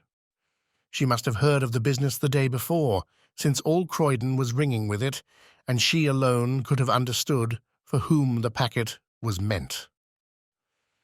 If she had been willing to help justice, she would probably have communicated with the police already. However, it was clearly our duty to see her, so we went. We found that the news of the arrival of the packet, for her illness dated from that time, had such an effect upon her as to bring on brain fever. It was clearer than ever that she understood its full significance, but equally clear that we should have to wait some time for any assistance from her. However, we were really independent of her help. Our answers were waiting for us at the police station, where I had directed Algar to send them. Nothing could be more conclusive. Mrs. Browner's house had been closed for more than 3 days, and the neighbours were of opinion that she had gone south to see her relatives. It had been ascertained at the shipping offices that Browner had left aboard of the May day, and I calculate that she is due in the Thames tomorrow night. When he arrives, he will be met by the obtuse but resolute Lestrade, and I have no doubt that we shall have all our details filled in. Sherlock Holmes was not disappointed in his expectations. 2 days later, he received a bulky envelope which contained a short note from the detective and a typewritten document which covered several pages of foolscap. "Lestrade has got him all right," said Holmes, glancing up at me. "Perhaps it would interest you to hear what he says." "My dear Mr. Holmes, in accordance with the scheme which we had formed in order to test our theories, the we is rather fine, Watson, is it not? I went down to the Albert Dock yesterday at 6 p.m. and boarded the SS Mayday, belonging to the Liverpool, Dublin and London Steam Packet Company. On inquiry, I found that there was a steward on board of the name of James Browner, and that he had acted during the voyage in such an extraordinary manner that the captain had been compelled to relieve him of his duties. On descending to his berth, I found him seated upon a chest, with his head sunk upon his hands, rocking himself to and fro. He is a big, powerful chap, clean-shaven and very swarthy, something like Aldridge, who helped us in the bogus laundry affair. He jumped up when he heard my business, and I had my whistle to my lips to call a couple of river police who were round the corner, but he seemed to have no heart in him, and he held out his hands quietly enough for the darbies. We brought him along to the cells, and his box as well, for we thought there might be something incriminating, but bar a big sharp knife such as most sailors have, we got nothing for our trouble. However, we find that we shall want no more evidence, for on being brought before the inspector at the station, he asked leave to make a statement, which was, of course, taken down, just as he made it, by our shorthand man. We had 3 copies typewritten, one of which I enclose. The affair proves, as I always thought it would, to be an extremely simple one, but I am obliged to you for assisting me in my investigation. With kind regards, yours very truly, G. Lestrade. The investigation really was a very simple one, remarked Holmes, but I don't think it struck him in that light when he first called us in. However, let us see what Jim Browner has to say for himself. This is his statement as made before Inspector Montgomery at the Shadwell police station, and it has the advantage of being verbatim. Have I anything to say? Yes, I have a deal to say. I have to make a clean breast of it all. You can hang me, or you can leave me alone. I don't care a plug which you do. I tell you I've not shut an eye in sleep since I did it, and I don't believe I ever will again until I get past all waking. Sometimes it's his face, but most generally it's hers. I'm never without one or the other before me. He looks frowning and black-like, but she has a kind of surprise upon her face. Aye, the white lamb. She might well be surprised when she read death on a face that had seldom looked anything but love upon her before. But it was Sarah's fault, and may the curse of a broken man put a blight on her and set the blood rotting in her veins. It's not that I want to clear myself. I know that I went back to drink, like the beast that I was. But she would have forgiven me. She would have stuck as close to me as a rope to a block if that woman had never darkened our door. For Sarah Cushing loved me. That's the root of the business. She loved me until all her love turned to poisonous hate when she knew that I thought more of my wife's footmark in the mud than I did of her whole body and soul. There were 3 sisters altogether. The old one was just a good woman, the second was a devil, and the third was an angel.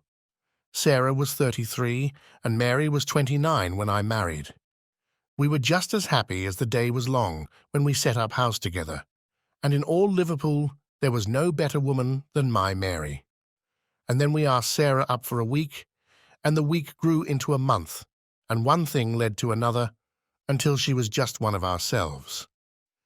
I was blue ribbon at that time, and we were putting a little money by, and all was as bright as a new dollar. My God, whoever would have thought that it could have come to this? Whoever would have dreamed it?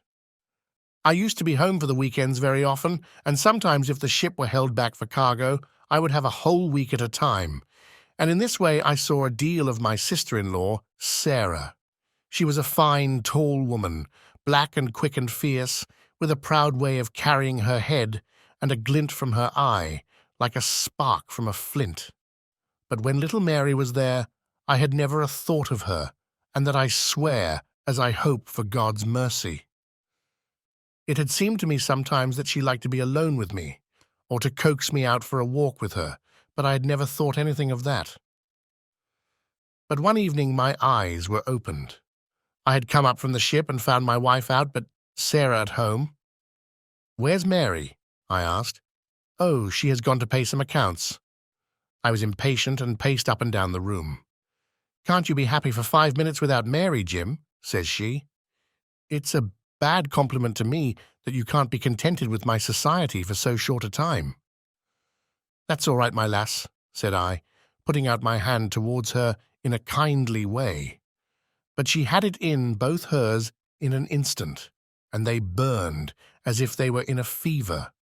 I looked into her eyes, and I read it all there. There was no need for her to speak, nor for me either. I frowned and drew my hand away. Then she stood by my side in silence for a bit, and then put up her hand and patted me on the shoulder. "Steady, old Jim," said she, and with a kind of mocking laugh, she ran out of the room.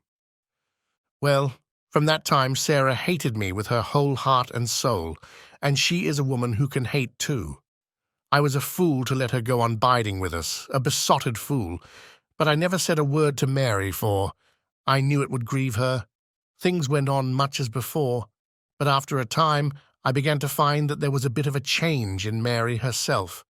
She had always been so trusting and so innocent, but now she became queer and suspicious, wanting to know where I had been and what I had been doing, and whom my letters were from, and what I had in my pockets, and 1,000 such follies. Day by day she grew queerer and more irritable, and we had ceaseless rows about nothing. I was fairly puzzled by it all. Sarah avoided me now, but she and Mary were just inseparable. I can see now how she was plotting and scheming and poisoning my wife's mind against me, but I was such a blind beetle that I could not understand it at the time. Then I broke my blue ribbon and began to drink again, but I think I should not have done it if Mary had been the same as ever. She had some reason to be disgusted with me now, and the gap between us began to be wider and wider. And then This Alec Fairbairn chipped in, and things became 1,000 times blacker. It was to see Sarah that he came to my house first, but soon it was to see us, for he was a man with winning ways, and he made friends wherever he went. He was a dashing, swaggering chap, smart and curled, who had seen half the world and could talk of what he had seen. He was good company, I won't deny it, and he had wonderful polite ways with him for a sailor man, so that I think there must have been a time when he knew more of the poop than the forecastle. For a month he was in and out of my house, and never once did it cross my mind that harm might come of his soft, tricky ways. And then at last something made me suspect, and from that day my peace was gone forever. It was only a little thing, too. I had come into the parlour unexpected, and as I walked in at the door, I saw a light of welcome on my wife's face. But as she saw who it was, it faded again, and she turned away with a look of disappointment. That was enough for me. There was no one but Alec Fairbairn whose step she could have mistaken for mine. If I could have seen him, then I should have killed him, for I have always been like a madman when my temper gets loose. Mary saw the devil's light in my eyes, and she ran forward with her hands on my sleeve. "Don't, Jim, don't," says she. "Where's Sarah?" I asked. "In the kitchen," says she. "Sarah," says I as I went in, "this man Fairbairn is never to darken my door again." "Why not?" says she. "Because I order it." "Oh," says she, "if my friends are not good enough for this house, then I am not good enough for it either."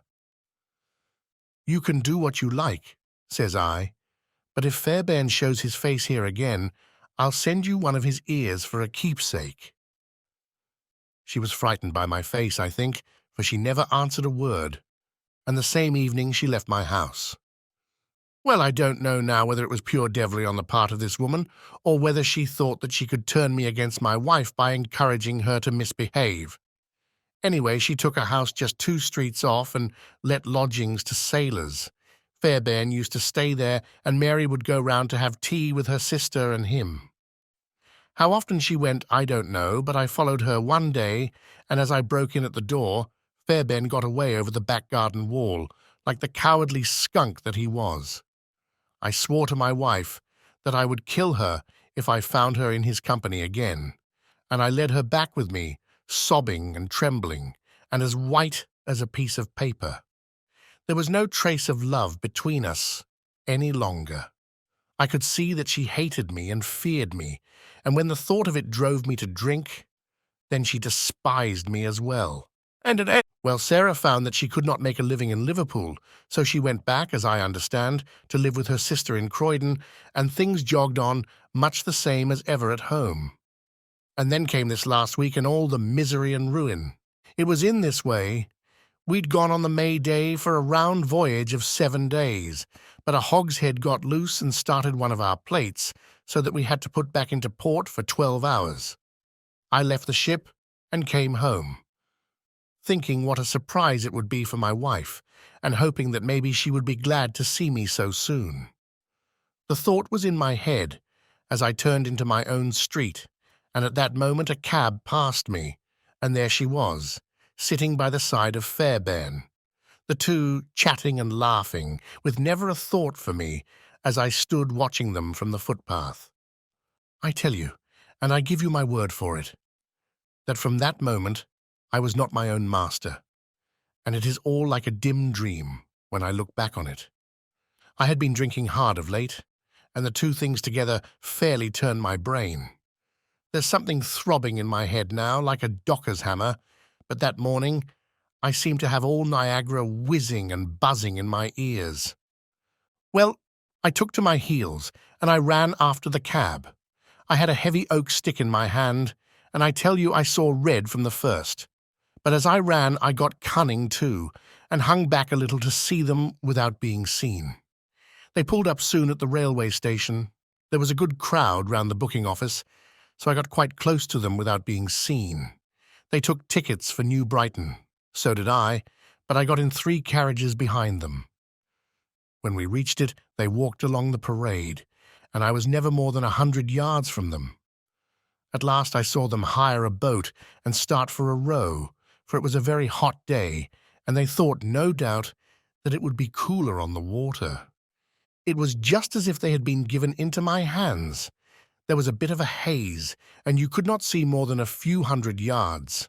I hired a boat for myself, and I pulled after them. I could see the blur of their craft, but they were going nearly as fast as I, and they must have been a long mile from the shore before I caught them up. The haze was like a curtain all round us, and there were we three in the middle of it. My God! Shall I ever forget their faces when they saw who was in the boat that was closing in upon them? She screamed out. He swore like a madman, and jabbed at me with an oar, for he must have seen death in my eyes. I got past it, and got one in with my stick that crushed his head like an egg. I would have spared her, perhaps, for all my madness, but she threw her arms round him, crying out to him and calling him Alec. I struck again, and she lay stretched beside him. I was like a wild beast then that had tasted blood. If Sarah had been there, by the Lord, she should have joined them. I pulled out my knife and, well, there, I've said enough. It gave me a kind of savage joy when I thought how Sarah would feel when she had such signs as these of what her meddling had brought about. Then I tied the bodies into the boat, stove a plank, and stood by until they had sunk. I knew very well that the owner would think that they had lost their bearings in the haze and had drifted off out to sea.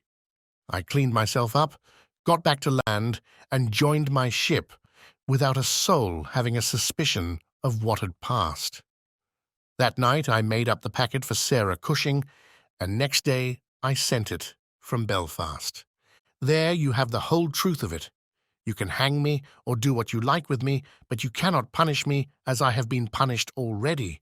I cannot shut my eyes, but I see those two faces staring at me as they stared when my boat broke through the haze. I killed them quick, but they are killing me slow, and if I have another night of it, I shall be either mad or dead before morning. You won't put me alone into a cell, sir? For pity's sake, don't, and may you be treated in your day of agony as you treat me now. What is the meaning of it, Watson? Said Holmes solemnly as he laid down the paper. What object is served by this circle of misery and violence and fear? It must tend to some end, or else our universe is ruled by chance, which is unthinkable. But what end? There is the great standing perennial problem to which human reason is as far from an answer as ever. Third, the yellow face. In publishing these short sketches based upon the numerous cases in which my companion's singular gifts have made us the listeners to, and eventually the actors in, some strange drama, it is only natural that I should dwell rather upon his successes than upon his failures, and this not so much for the sake of his reputation, for indeed it was when he was at his wits' end that his energy and his versatility were most admirable, but because where he failed it happened too often that no one else succeeded, and that the tale was left forever without a conclusion. Now and again, however, it chanced that even when he erred, the truth was still discovered.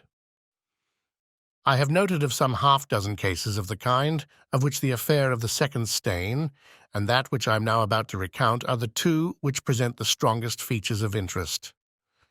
Sherlock Holmes was a man who seldom took exercise for exercise's sake. Few men were capable of greater muscular effort, and he was undoubtedly one of the finest boxers of his weight that I have ever seen. But he looked upon aimless bodily exertion as a waste of energy, and he seldom bestirred himself save when there was some professional object to be served. Then he was absolutely untiring and indefatigable. That he should have kept himself in training under such circumstances is remarkable, but his diet was usually of the sparest, and his habits were simple to the verge of austerity. Save for the occasional use of cocaine, he had no vices, and he only turned to the drug as a protest against the monotony of existence when cases were scanty and the papers uninteresting. One day in early spring, he had so far relaxed as to go for a walk with me in the park, where the first faint shoots of green were breaking out upon the elms, and the sticky spearheads of the chestnuts were just beginning to burst into their five-fold leaves. For 2 hours we rambled about together, in silence for the most part, as befits two men who know each other intimately. It was nearly 5 before we were back in Baker Street once more. "Beg pardon, sir," said our page boy as he opened the door. "There's been a gentleman here asking for you, sir." Holmes glanced reproachfully at me. "So much for afternoon walks," said he. "Has this gentleman gone, then?" "Yes, sir." "Didn't you ask him in?" "Yes, sir. He came in." "How long did he wait?" "Half an hour, sir. He was a very restless gentleman, sir. A walking and a stamping all the time he was here. I was waiting outside the door, sir, and I could hear him. At last he outs into the passage, and he cries, 'Is that man never going to come?' Those were his very words, sir. 'You'll only need to wait a little longer,' says I. 'Then I'll wait in the open air, for I feel half choked,' says he. 'I'll be back before long.' And with that he ups and he outs, and all I could say wouldn't hold him back." "Well, well, you did your best," said Holmes, as we walked into our room. "It's very annoying, though, Watson. I was badly in need of a case, and this looks, from the man's impatience, as if it were of importance. Hullo, that's not your pipe on the table. He must have left his behind him. A nice old briar with a good long stem of what the tobacconists call amber. I wonder how many real amber mouthpieces there are in London. Some people think that a fly in it is a sign. Well, he must have been disturbed in his mind to leave a pipe behind him, which he evidently values highly." "How do you know that he values it highly?" I asked. "Well, I should put the original cost of the pipe at 7 and 6pence. Now it has, you see, been twice mended, once in the wooden stem and once in the amber. Each of these mends, done, as you observe, with silver bands, must have cost more than the pipe did originally. The man must value the pipe highly when he prefers to patch it up rather than buy a new one with the same money." "Anything else?" I asked, for Holmes was turning the pipe about in his hand and staring at it in his peculiar pensive way. He held it up and tapped on it with his long, thin forefinger, as a professor might who was lecturing on a bone. "Pipes are occasionally of extraordinary interest," said he. "Nothing has more individuality, save perhaps watches and bootlaces. The indications here, however, are neither very marked nor very important. The owner is obviously a muscular man, left-handed, with an excellent set of teeth, careless in his habits, and with no need to practice economy."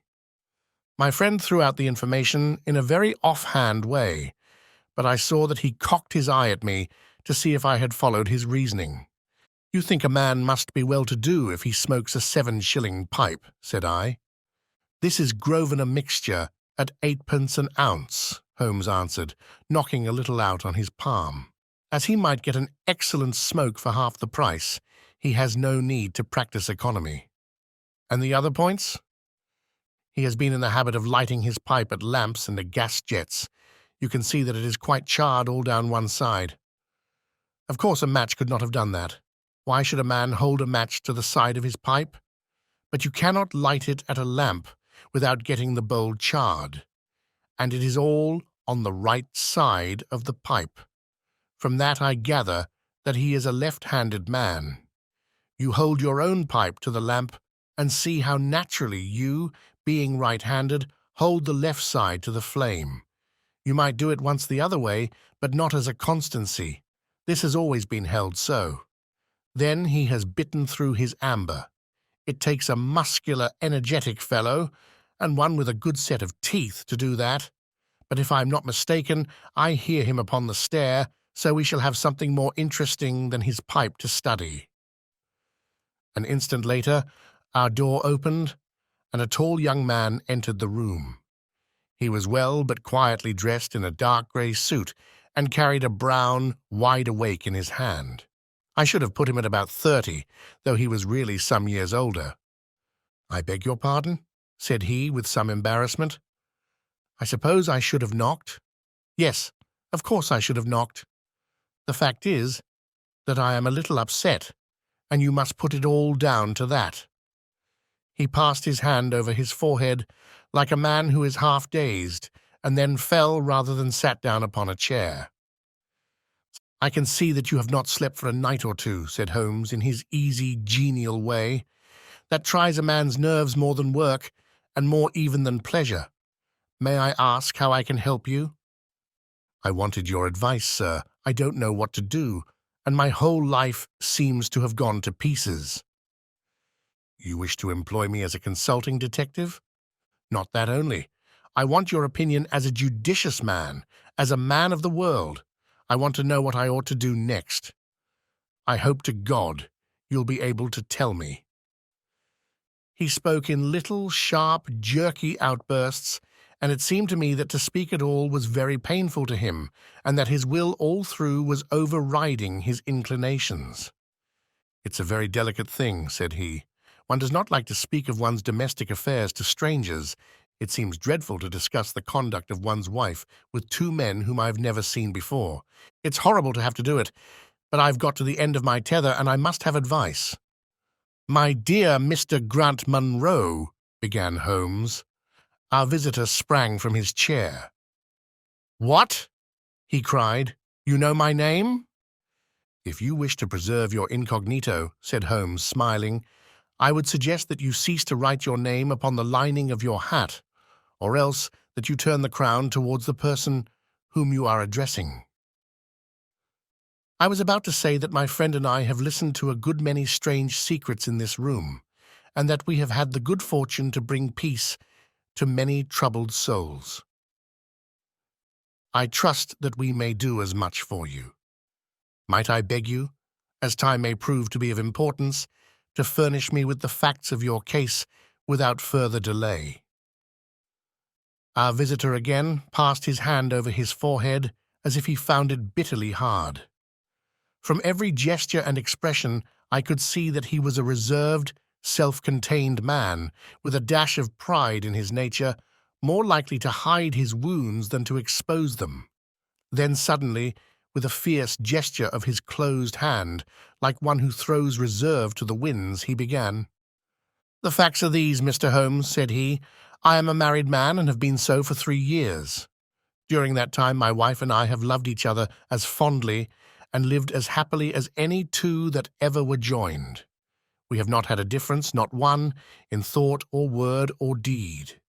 And now, since last Monday, there has suddenly sprung up a barrier between us, and I find that there is something in her life and in her thought of which I know as little as if she were the woman who brushes by me in the street. We are estranged, and I want to know why. Now there is one thing that I want to impress upon you before I go any further, Mr. Holmes. Effie loves me. Don't let there be any mistake about that. She loves me with her whole heart and soul, and never more than now. I know it. I feel it. I don't want to argue about that. A man can tell easily enough when a woman loves him, but there's this secret between us, and we can never be the same until it is cleared." "Kindly let me have the facts, Mr. Munro," said Holmes with some impatience. "I'll tell you what I know about Effie's history. She was a widow when I met her first, though quite young, only 25. Her name then was Mrs. Hebron. She went out to America when she was young and lived in the town of Atlanta, where she married this Hebron, who was a lawyer with a good practice. They had one child, but the yellow fever broke out badly in the place, and both husband and child died of it. I have seen his death certificate. This sickened her of America, and she came back to live with a maiden aunt at Pinner, in Middlesex. I may mention that her husband had left her comfortably off, and that she had a capital of about £4,500, which had been so well invested by him that it returned an average of 7%. She had only been 6 months at Pinner when I met her. We fell in love with each other, and we married a few weeks afterwards. I am a hop merchant myself, and as I have an income of 700 or 800, we found ourselves comfortably off, and took a nice £80 a year villa at Norbury. Our little place was very countrified, considering that it is so close to town. We had an inn and 2 houses a little above us, and a single cottage at the other side of the field which faces us, and except those, there were no houses until you got halfway to the station. My business took me into town at certain seasons, but in summer I had less to do. And then, in our country home, my wife and I were just as happy as could be wished. I tell you that there never was a shadow between us until this accursed affair began. There's one thing I ought to tell you before I go further. When we married, my wife made over all her property to me, rather against my will, for I saw how awkward it would be if my business affairs went wrong. However, she would have it so, and it was done. Well, about 6 weeks ago she came to me.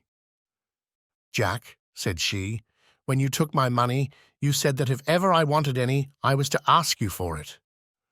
"Certainly," said I. "It's all your own." "Well," said she, "I want £100. I was a bit staggered at this, for I had imagined it was simply a new dress or something of the kind that she was after. "What on earth for?" I asked. "Oh," said she in her playful way, "you said that you were only my banker, and bankers never ask questions, you know." "If you really mean it, of course you shall have the money," said I. "Oh, yes, I really mean it." "And you won't tell me what you want it for?" "Some day, perhaps, but not just at present, Jack." So I had to be content with that, though it was the first time that there had ever been any secret between us. I gave her a cheque, and I never thought any more of the matter. It may have nothing to do with what came afterwards, but I thought it only right to mention it. Well, I told you just now that there is a cottage not far from our house. There is just a field between us, but to reach it, you have to go along the road and then turn down a lane. Just beyond it is a nice little grove of Scotch firs, and I used to be very fond of strolling down there, for trees are always a neighbourly kind of things. The cottage had been standing empty this 8 months, and it was a pity, for it was a pretty 2-storied place, with an old-fashioned porch and honeysuckle about it. I have stood many a time and thought what a neat little homestead it would make. Well, last Monday evening I was taking a stroll down that way, when I met an empty van coming up the lane, and saw a pile of carpets and things lying about on the grass plot beside the porch. It was clear that the cottage had at last been let. I walked past it, and wondered what sort of folk they were who had come to live so near us. And as I looked, I suddenly became aware that a face was watching me out of one of the upper windows. I don't know what there was about that face, Mr. Holmes, but it seemed to send a chill right down my back. I was some little way off, so that I could not make out the features, but there was something unnatural and inhuman about the face. That was the impression that I had, and I moved quickly forwards to get a nearer view of the person who was watching me. But as I did so, the face suddenly disappeared, so suddenly that it seemed to have been plucked away into the darkness of the room. I stood for 5 minutes, thinking the business over and trying to analyze my impressions. I could not tell if the face were that of a man or a woman. It had been too far from me for that, but its color was what had impressed me most. It was of a livid, chalky white, and with something set and rigid about it which was shockingly unnatural. So disturbed was I that I determined to see a little more of the new inmates of the cottage. I approached and knocked at the door, which was instantly opened by a tall, gaunt woman with a harsh, forbidding face. "What may you be wanting?" she asked in a northern accent. "I am your neighbour over yonder," said I, nodding towards my house. "I see that you have only just moved in, so I thought that if I could be of any help to you in any—" "I will just ask you when we want you," said she, and shut the door in my face. Annoyed at the churlish rebuff, I turned my back and walked home. All evening, though I tried to think of other things, my mind would still turn to the apparition at the window and the rudeness of the woman. I determined to say nothing about the former to my wife, for she is a nervous, highly strung woman, and I had no wish that she would share the unpleasant impression which had been produced upon myself. I remarked to her, however, before I fell asleep, that the cottage was now occupied, to which she returned no reply. I am usually an extremely sound sleeper. It has been a standing jest in the family that nothing could ever wake me during the night, and yet somehow, on that particular night, whether it may have been the slight excitement produced by my little adventure or not, I know not, but I slept much more lightly than usual. Half in my dreams I was dimly conscious that something was going on in the room, and gradually became aware that my wife had dressed herself and was slipping on her mantle and her bonnet. My lips were parted to murmur out some sleepy words of surprise or remonstrance at this untimely preparation, when suddenly my half-opened eyes fell upon her face, illuminated by the candlelight, and astonishment held me dumb. She wore an expression such as I had never seen before, such as I should have thought her incapable of assuming.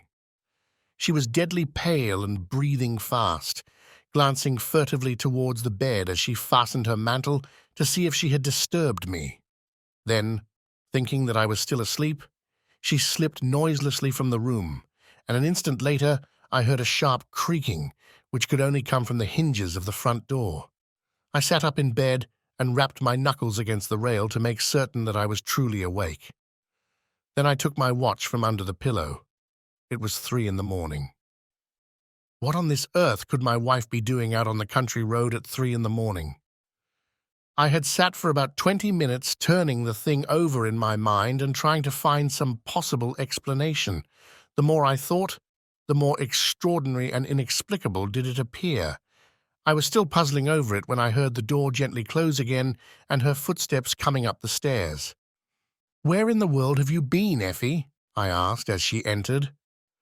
She gave a violent start and a kind of gasping cry when I spoke, and that cry and start troubled me more than all the rest, for there was something indescribably guilty about them.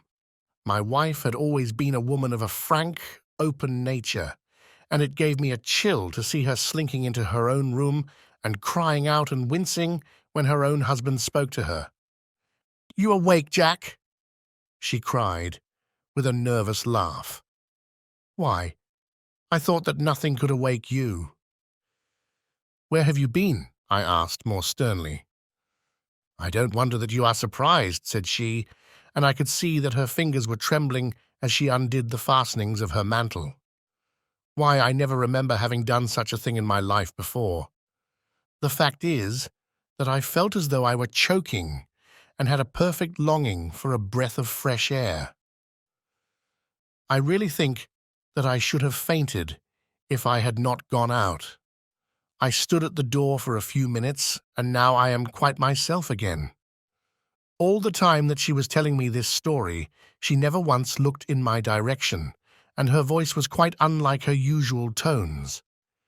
It was evident to me that she was saying what was false. I said nothing in reply, but turned my face to the wall, sick at heart, with my mind filled with 1,000 venomous doubts and suspicions. What was it that my wife was concealing from me? Where had she been during that strange expedition? I felt that I should have no peace until I knew, and yet I shrank from asking her again after once she had told me what was false. All the rest of the night I tossed and tumbled, framing theory after theory, each more unlikely than the last. I should have gone to the city that day, but I was too disturbed in my mind to be able to pay attention to business matters.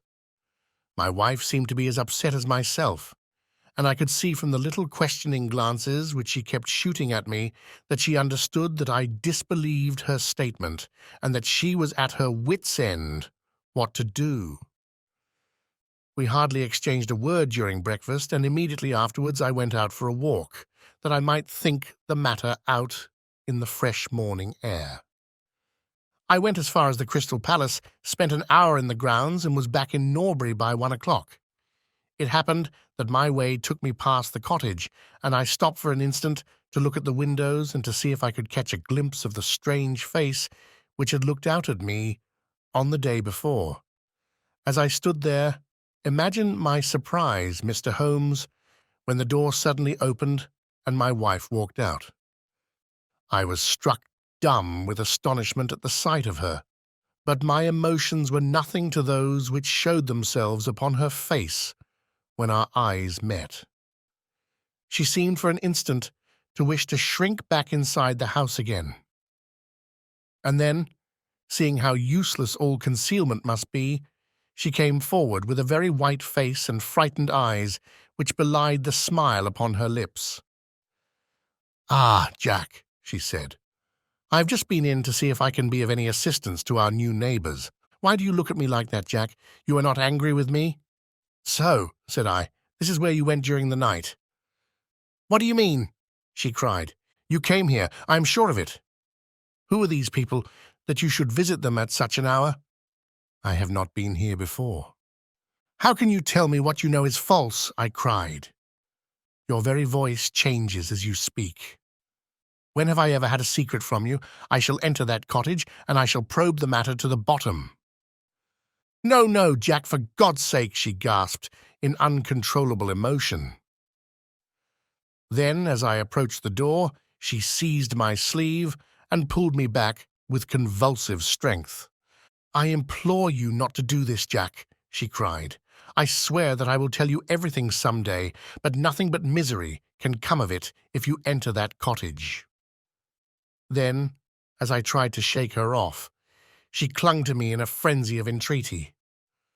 "Trust me, Jack," she cried. "Trust me only this once. You will never have cause to regret it. You know that I would not have a secret from you if it were not for your own sake. Our whole lives are at stake in this. If you come home with me, all will be well. If you force your way into that cottage, all is over between us." There was such earnestness, such despair in her manner that her words arrested me, and I stood irresolute before the door. "I will trust you on one condition, and on one condition only," said I at last. "It is that this mystery comes to an end from now. You are at liberty to preserve your secret, but you must promise me that there shall be no more nightly visits, no more doings which are kept from my knowledge. I am willing to forget those which are past, if you will promise that there shall be no more in the future." "I was sure that you would trust me," she cried, with a great sigh of relief. "It shall be just as you wish. Come away. Oh, come away up to the house." Still pulling at my sleeve, she led me away from the cottage. As we went, I glanced back, and there was that yellow, livid face watching us out of the upper window. What link could there be between that creature and my wife? Or how could the coarse, rough woman whom I had seen the day before be connected with her? It was a strange puzzle, and yet I knew that my mind could never know ease again until I had solved it. For 2 days after this I stayed at home, and my wife appeared to abide loyally by our engagement, for as far as I know, she never stirred out of the house. On the 3rd day, however, I had ample evidence that her solemn promise was not enough to hold her back from this secret influence, which drew her away from her husband and her duty. I had gone into town on that day, but I returned by the 2.40 instead of the 3.36, which is my usual train. As I entered the house, the maid ran into the hall with a startled face. "Where is your mistress?" I asked. "Oh, I think that she has gone out for a walk," she answered. My mind was instantly filled with suspicion. I rushed upstairs to make sure that she was not in the house. As I did so, I happened to glance out of one of the upper windows and saw the maid with whom I had just been speaking running across the field in the direction of the cottage. Then, of course, I saw exactly what it all meant. My wife had gone over there and had asked the servant to call her if I should return. Tingling with anger, I rushed down and hurried across, determined to end the matter once and forever. I saw my wife and the maid hurrying back along the lane, but I did not stop to speak with them. In the cottage lay the secret which was casting a shadow over my life. I vowed that come what might, it should be a secret no longer. I did not even knock when I reached it, but turned the handle and rushed into the passage. It was all still and quiet upon the ground floor. In the kitchen, a kettle was singing on the fire, and a large black cat lay coiled up in the basket. But there was no sign of the woman whom I had seen before. I ran into the other room, but it was equally deserted. Then I rushed up the stairs, only to find 2 other rooms empty and deserted at the top. There was no one at all in the whole house. The furniture and pictures were of the most common and vulgar description, save in the one chamber at the window of which I had seen the strange face. That was comfortable and elegant, and all my suspicions rose into a fierce, bitter flame when I saw that on the mantelpiece stood a copy of a full-length photograph of my wife, which had been taken at my request only 3 months ago. I stayed long enough to make certain that the house was absolutely empty. Then I left it, feeling a weight at my heart such as I had never had before. My wife came out into the hall as I entered my house, but I was too hurt and angry to speak with her, and pushing past her, I made my way into my study. She followed me, however, before I could close the door. "I am sorry that I broke my promise, Jack," said she, "but if you knew all the circumstances, I am sure that you would forgive me." "Tell me everything then," said I. "I cannot, Jack, I cannot," she cried, "until you tell me who it is that has been living in that cottage, and who it is to whom you have given that photograph. There can never be any confidence between us," said I. And breaking away from her, I left the house. That was yesterday, Mr. Holmes, and I have not seen her since, nor do I know anything more about this strange business. It is the first shadow that has come between us, and it has so shaken me that I do not know what I should do for the best. Suddenly, this morning it occurred to me that you were the man to advise me, so I have hurried to you now, and I place myself unreservedly in your hands. If there is any point which I have not made clear, pray question me about it. But above all, tell me quickly what I am to do, for this misery is more than I can bear."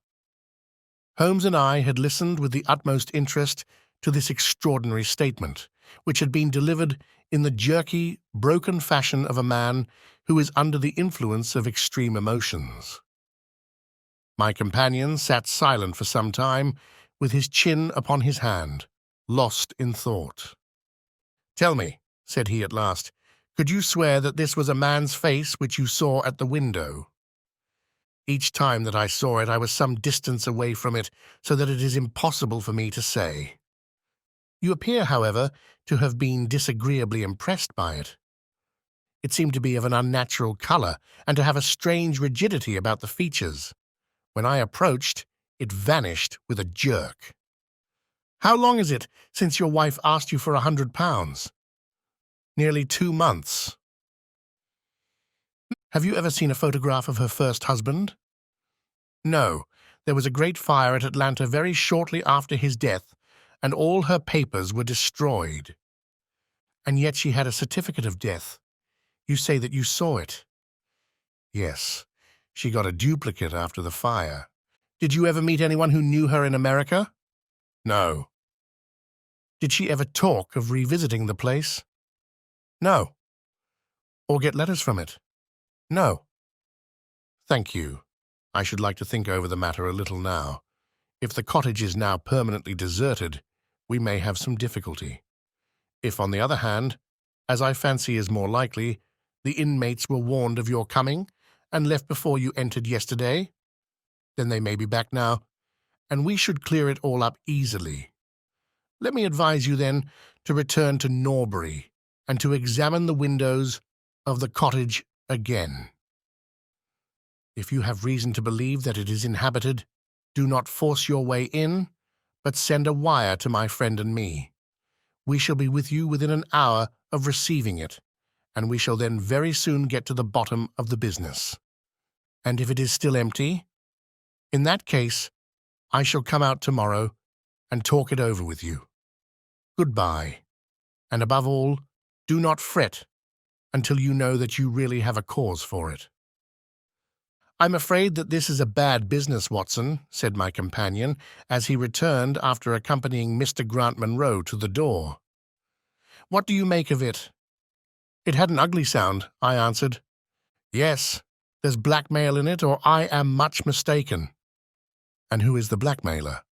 "Well, it must be the creature who lives in the only comfortable room in the place and has her photograph above his fireplace. Upon my word, Watson, there is something very attractive about that livid face at the window, and I would not have missed the case for worlds." "You have a theory?"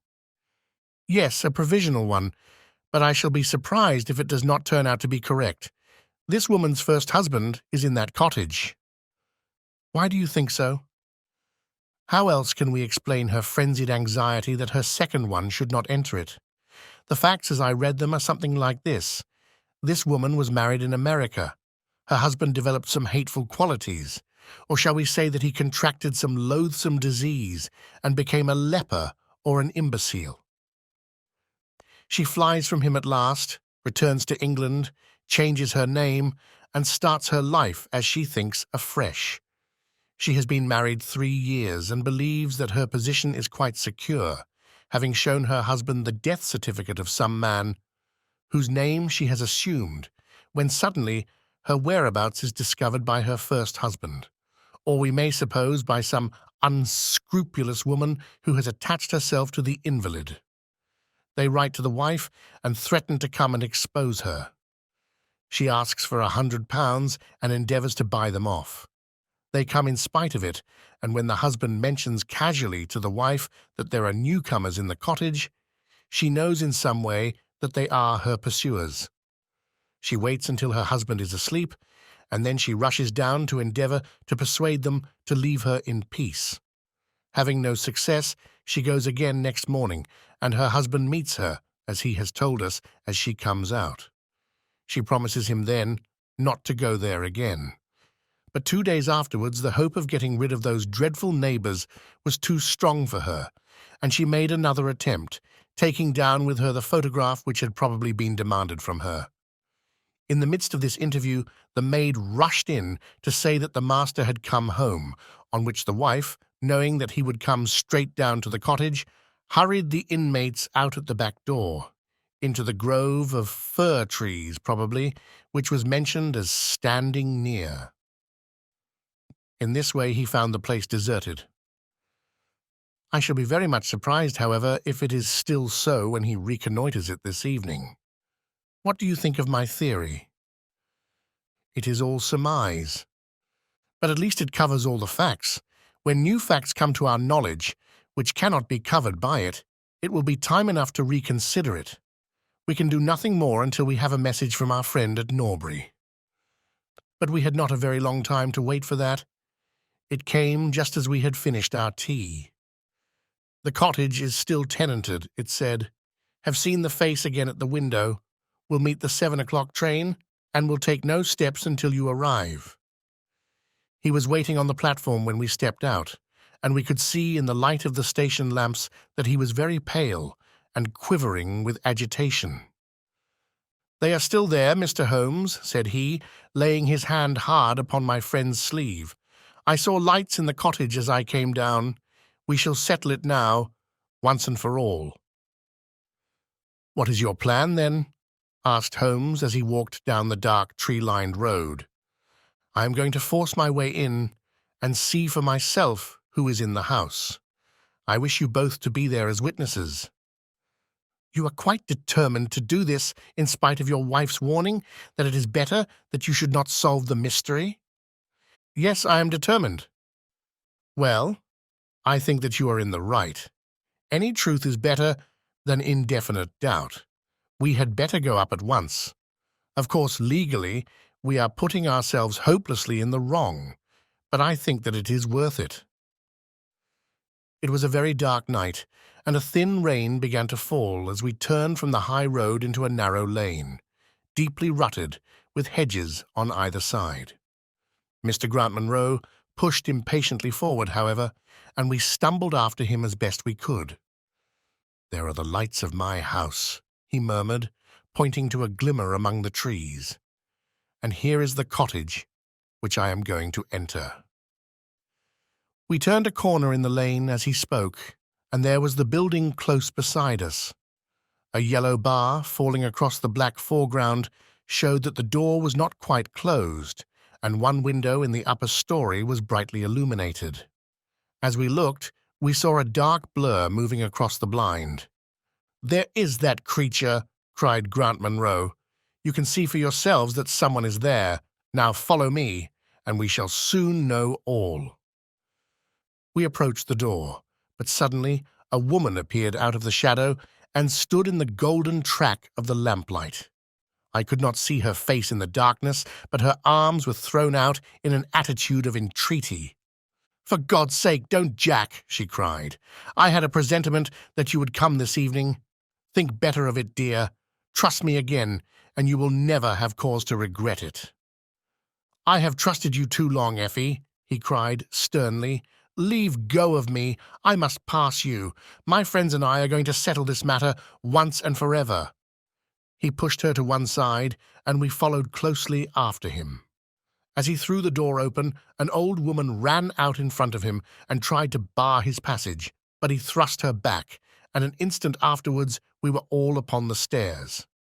Grant Munro rushed into the lighted room at the top, and we entered at his heels. It was a cosy, well-furnished apartment, with 2 candles burning upon the table and 2 upon the mantelpiece. In the corner, stooping over a desk, there sat what appeared to be a little girl. Her face was turned away as we entered, but we could see that she was dressed in a red frock and that she had long white gloves on.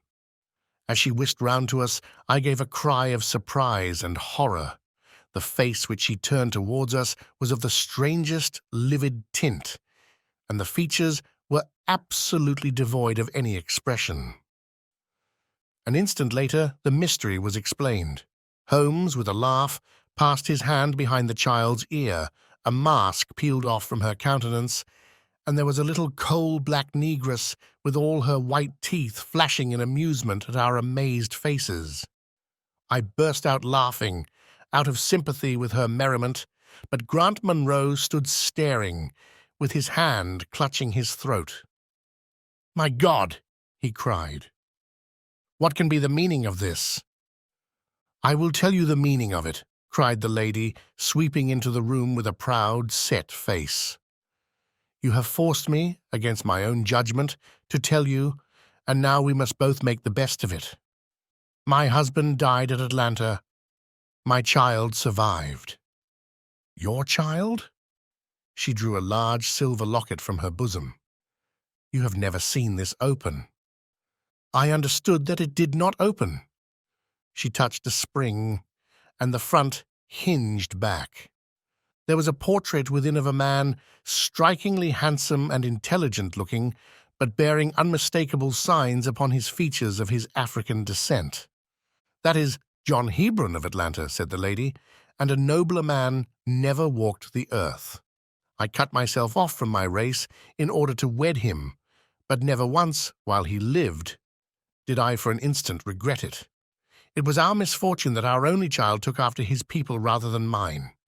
It is often so in such matches, and little Lucy is darker far than ever her father was. But dark or fair, she is my own dear little girlie, and her mother's pet." The little creature ran across at the words and nestled up against the lady's dress. "When I left her in America," she continued, "it was only because her health was weak and the change might have done her harm. She was given to the care of a faithful Scotchwoman who had once been our servant. Never for an instant did I dream of disowning her as my child.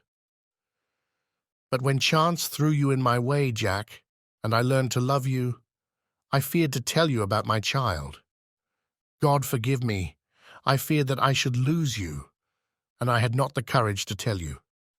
I had to choose between you, and in my weakness I turned away from my own little girl. For 3 years I have kept her existence a secret from you, but I heard from the nurse, and I knew that all was well with her. At last, however, there came an overwhelming desire to see the child once more. I struggled against it, but in vain. Though I knew the danger, I determined to have the child over, if it were but for a few weeks.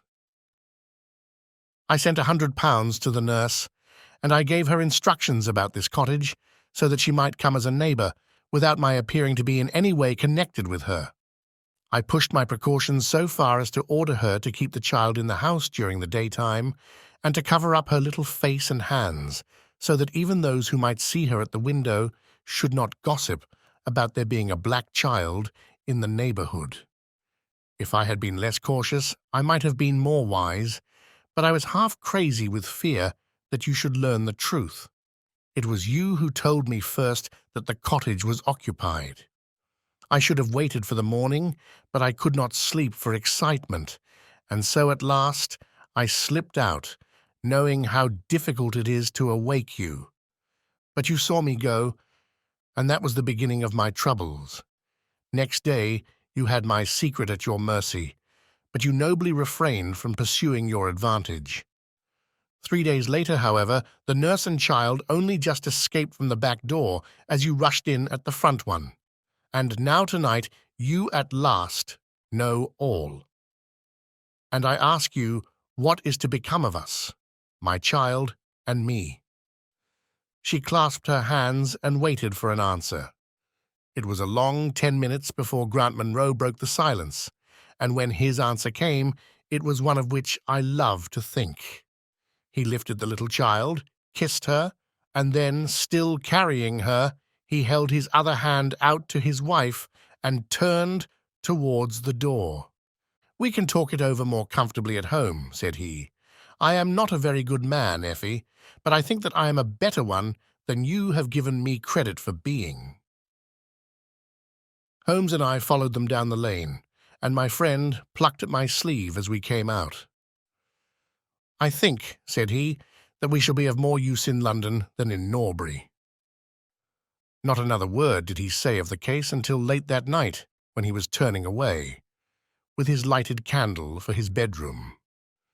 "Watson," said he, "if it should ever strike you that I am getting a little overconfident in my powers, or giving less pains to a case than it deserves, kindly whisper Norbury in my ear, and I shall be infinitely obliged to you.